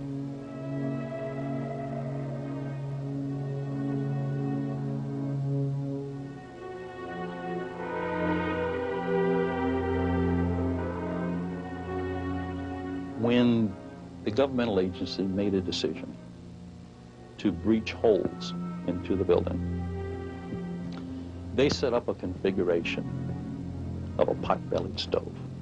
You wanted to burn slow, you close off the vents. If you wanted to burn fast, you open it up. Well, they made a configuration in that building that was consistent to a pot-bellied stove. Any type of fire that would start, even if there was no CS gas, if there was no flammable liquids, there was nothing just but ordinary combustible materials. Once you have a fire incipient in a building like that, it's going to grow to a fast, rapid propagation because of the venting.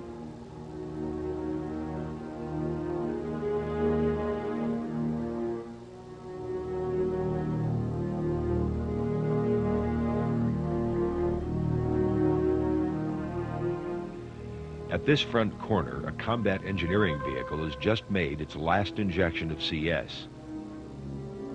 That small black dot is the nozzle tip, ice cold from the carbon dioxide propellant used to force the methylene chloride CS mixture into the building.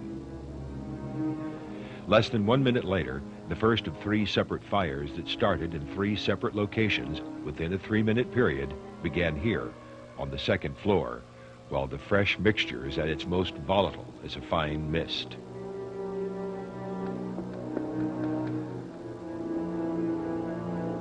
Once ignited, both the CS and the methylene chloride will become involved in the fire and add to the fire. Those sources will tend to produce a fireball or a flash fire. Branch Davidian survivors said they saw such fireballs. Shortly after fresh CS was injected at this corner, the FLIR shows a second tank that is pulling away from the back, the unseen side of the building. As the corner comes back into view, a fire is burning there.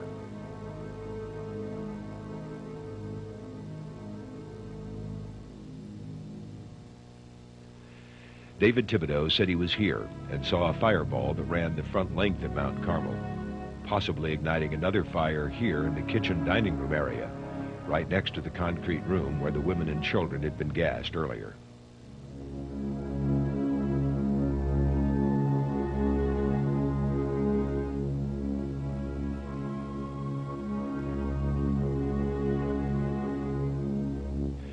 About a minute after the front fireball Thibodeau saw, another armored vehicle drives up to the rear of the crushed gymnasium and also pulls away.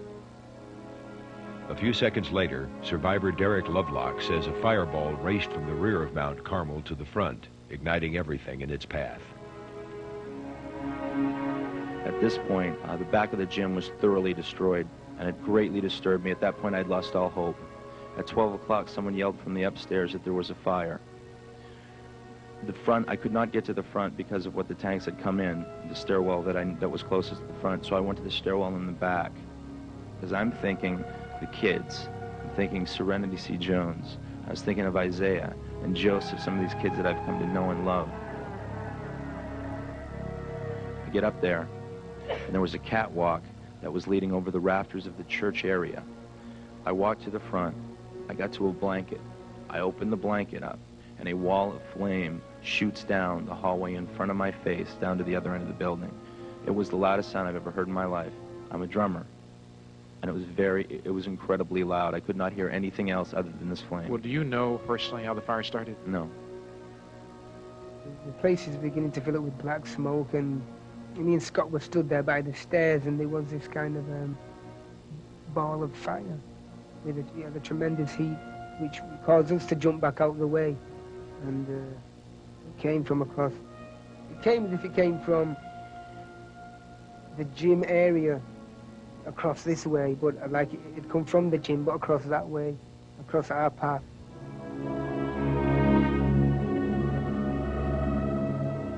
It is believed the fireball that Derek Lovelock said he saw started here with this flash.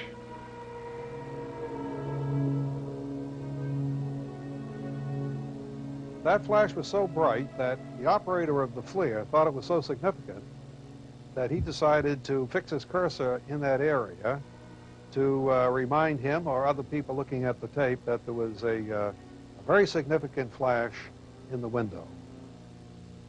When we see it in slow motion and we see the flash, it appears to be a single flash, but it is not a single flash. It's actually two flashes. We get a primary flash and a secondary flash, And both of these flashes last about 1/2 second each. And they're most likely detonations inside the building itself. Now, if some of you just saw this flash here, that is a momentary event. In my opinion, that's a reflection due to sunlight reflecting off some object in that debris.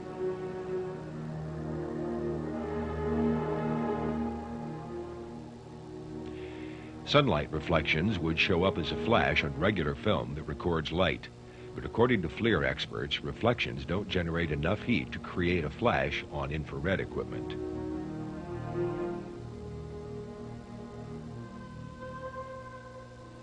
Infraspection analysts noticed the same flash. Quote, "A portion of the video showed a flash or pyrotechnic explosion in one portion of the building." End quote.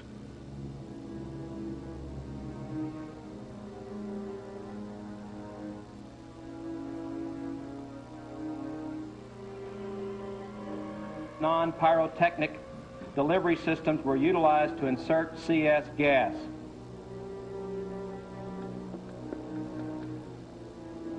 This pyrotechnic projectile was one of 2 found in the rubble of Mount Carmel. It is a 40-millimeter incendiary device that is fired from a handheld grenade launcher. This one was found here near the corner of Mount Carmel where the first fire was started. The other was found here in the kitchen dining room area.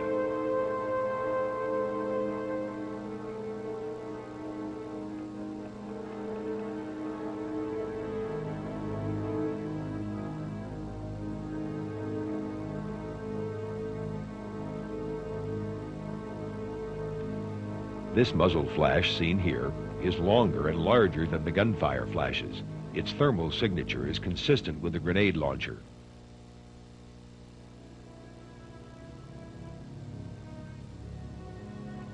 At the same time, still more automatic gunfire can be seen coming from the field to the left of the demolition tank.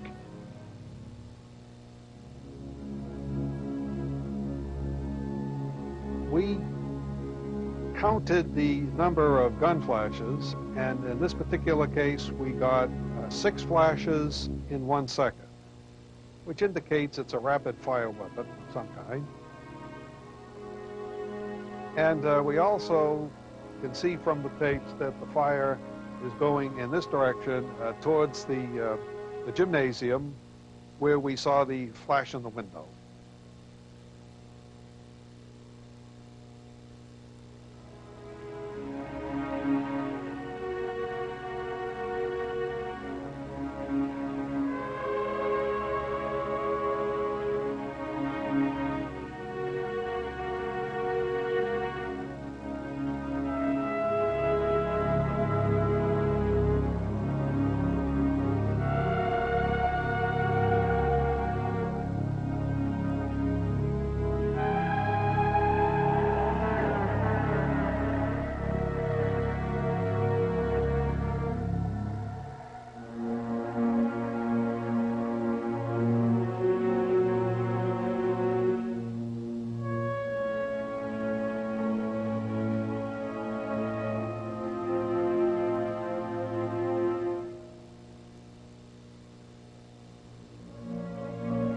When the fire did start and the fire trucks did arrive, I didn't let them in. I held them at the checkpoint because I didn't want the firemen to drive into gunfire. I just wasn't going to permit it. I mean, it's a terrible thing, a very terrible decision to have to make. But it didn't hesitate. It wasn't that. It took me that 2 seconds to make it. But we held the fire trucks.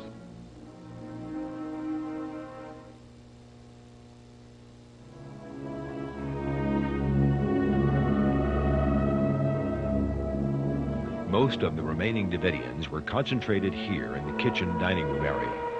The undamaged doors at the back of the room were their only way out, except for one thing. 2 men outside were firing machine guns at them.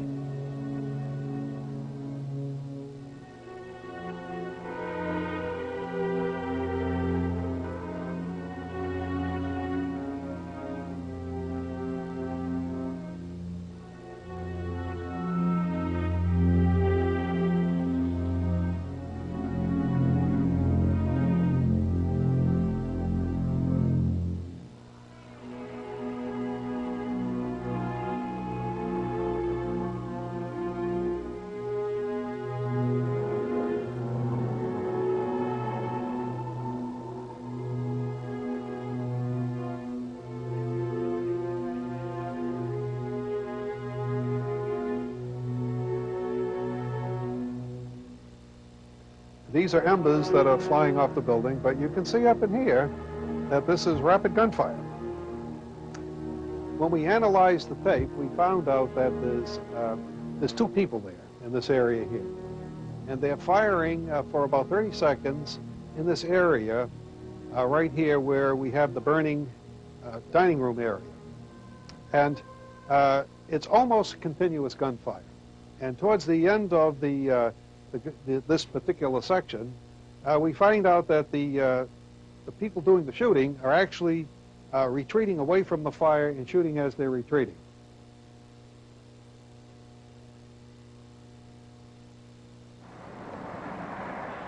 The apparent machine gunning of the Davidians trapped in the burning dining room and the second floor above it was not only visible to congressional investigators, it was even visible to home viewers.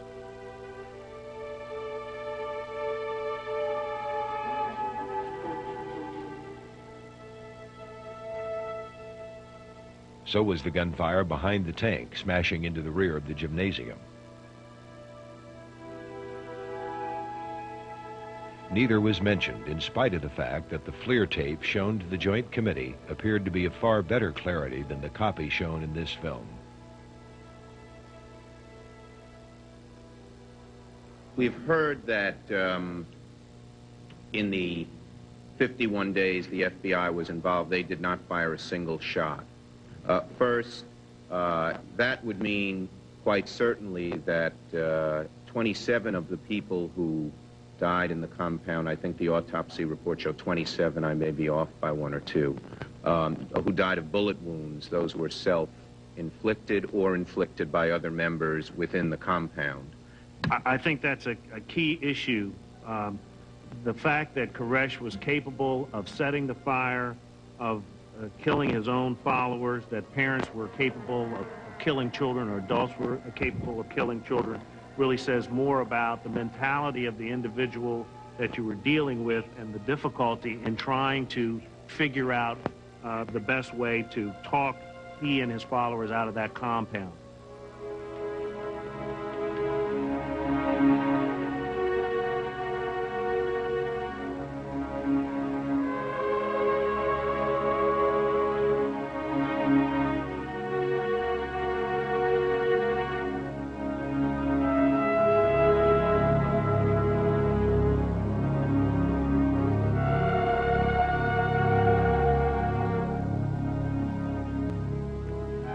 There came a point in my rolling on the floor and trying to protect myself from the heat and being in the pitch black, not able to see, that the voices of those behind me screaming. It is the best and most comprehensive book on Bohemian Grove, and it's written by Mike Hanson, my old camera guy. Mike Hanson Archives. To support this channel, I just got a new box of books in, and I will send you a signed copy if you want to write us here at P.O. Box 481, Gonzales, Texas 78629. Send $25 and we will send you don't have to send any shipping, just send $25 and we'll use it to put more VHS tapes up. Look at that. Good Alex right there. Okay, and then also if you want to call, there's the box of books. If you want to call, I don't hear no phones ringing in there yet. If you want to call here, we got people answering the phones here. I don't hear no phones ringing yet. If you want to call us, our phone number is 830-672-3089. I got that right this time, didn't I? Okay, and look, there's the phones ringing. Okay, and then we got people over here working hard on putting tapes up tonight, right? Okay. It is the best and most comprehensive book on Bohemian Grove, and it's written by Mike Hanson, my old camera guy. Mike Hanson Archives. You ready to write?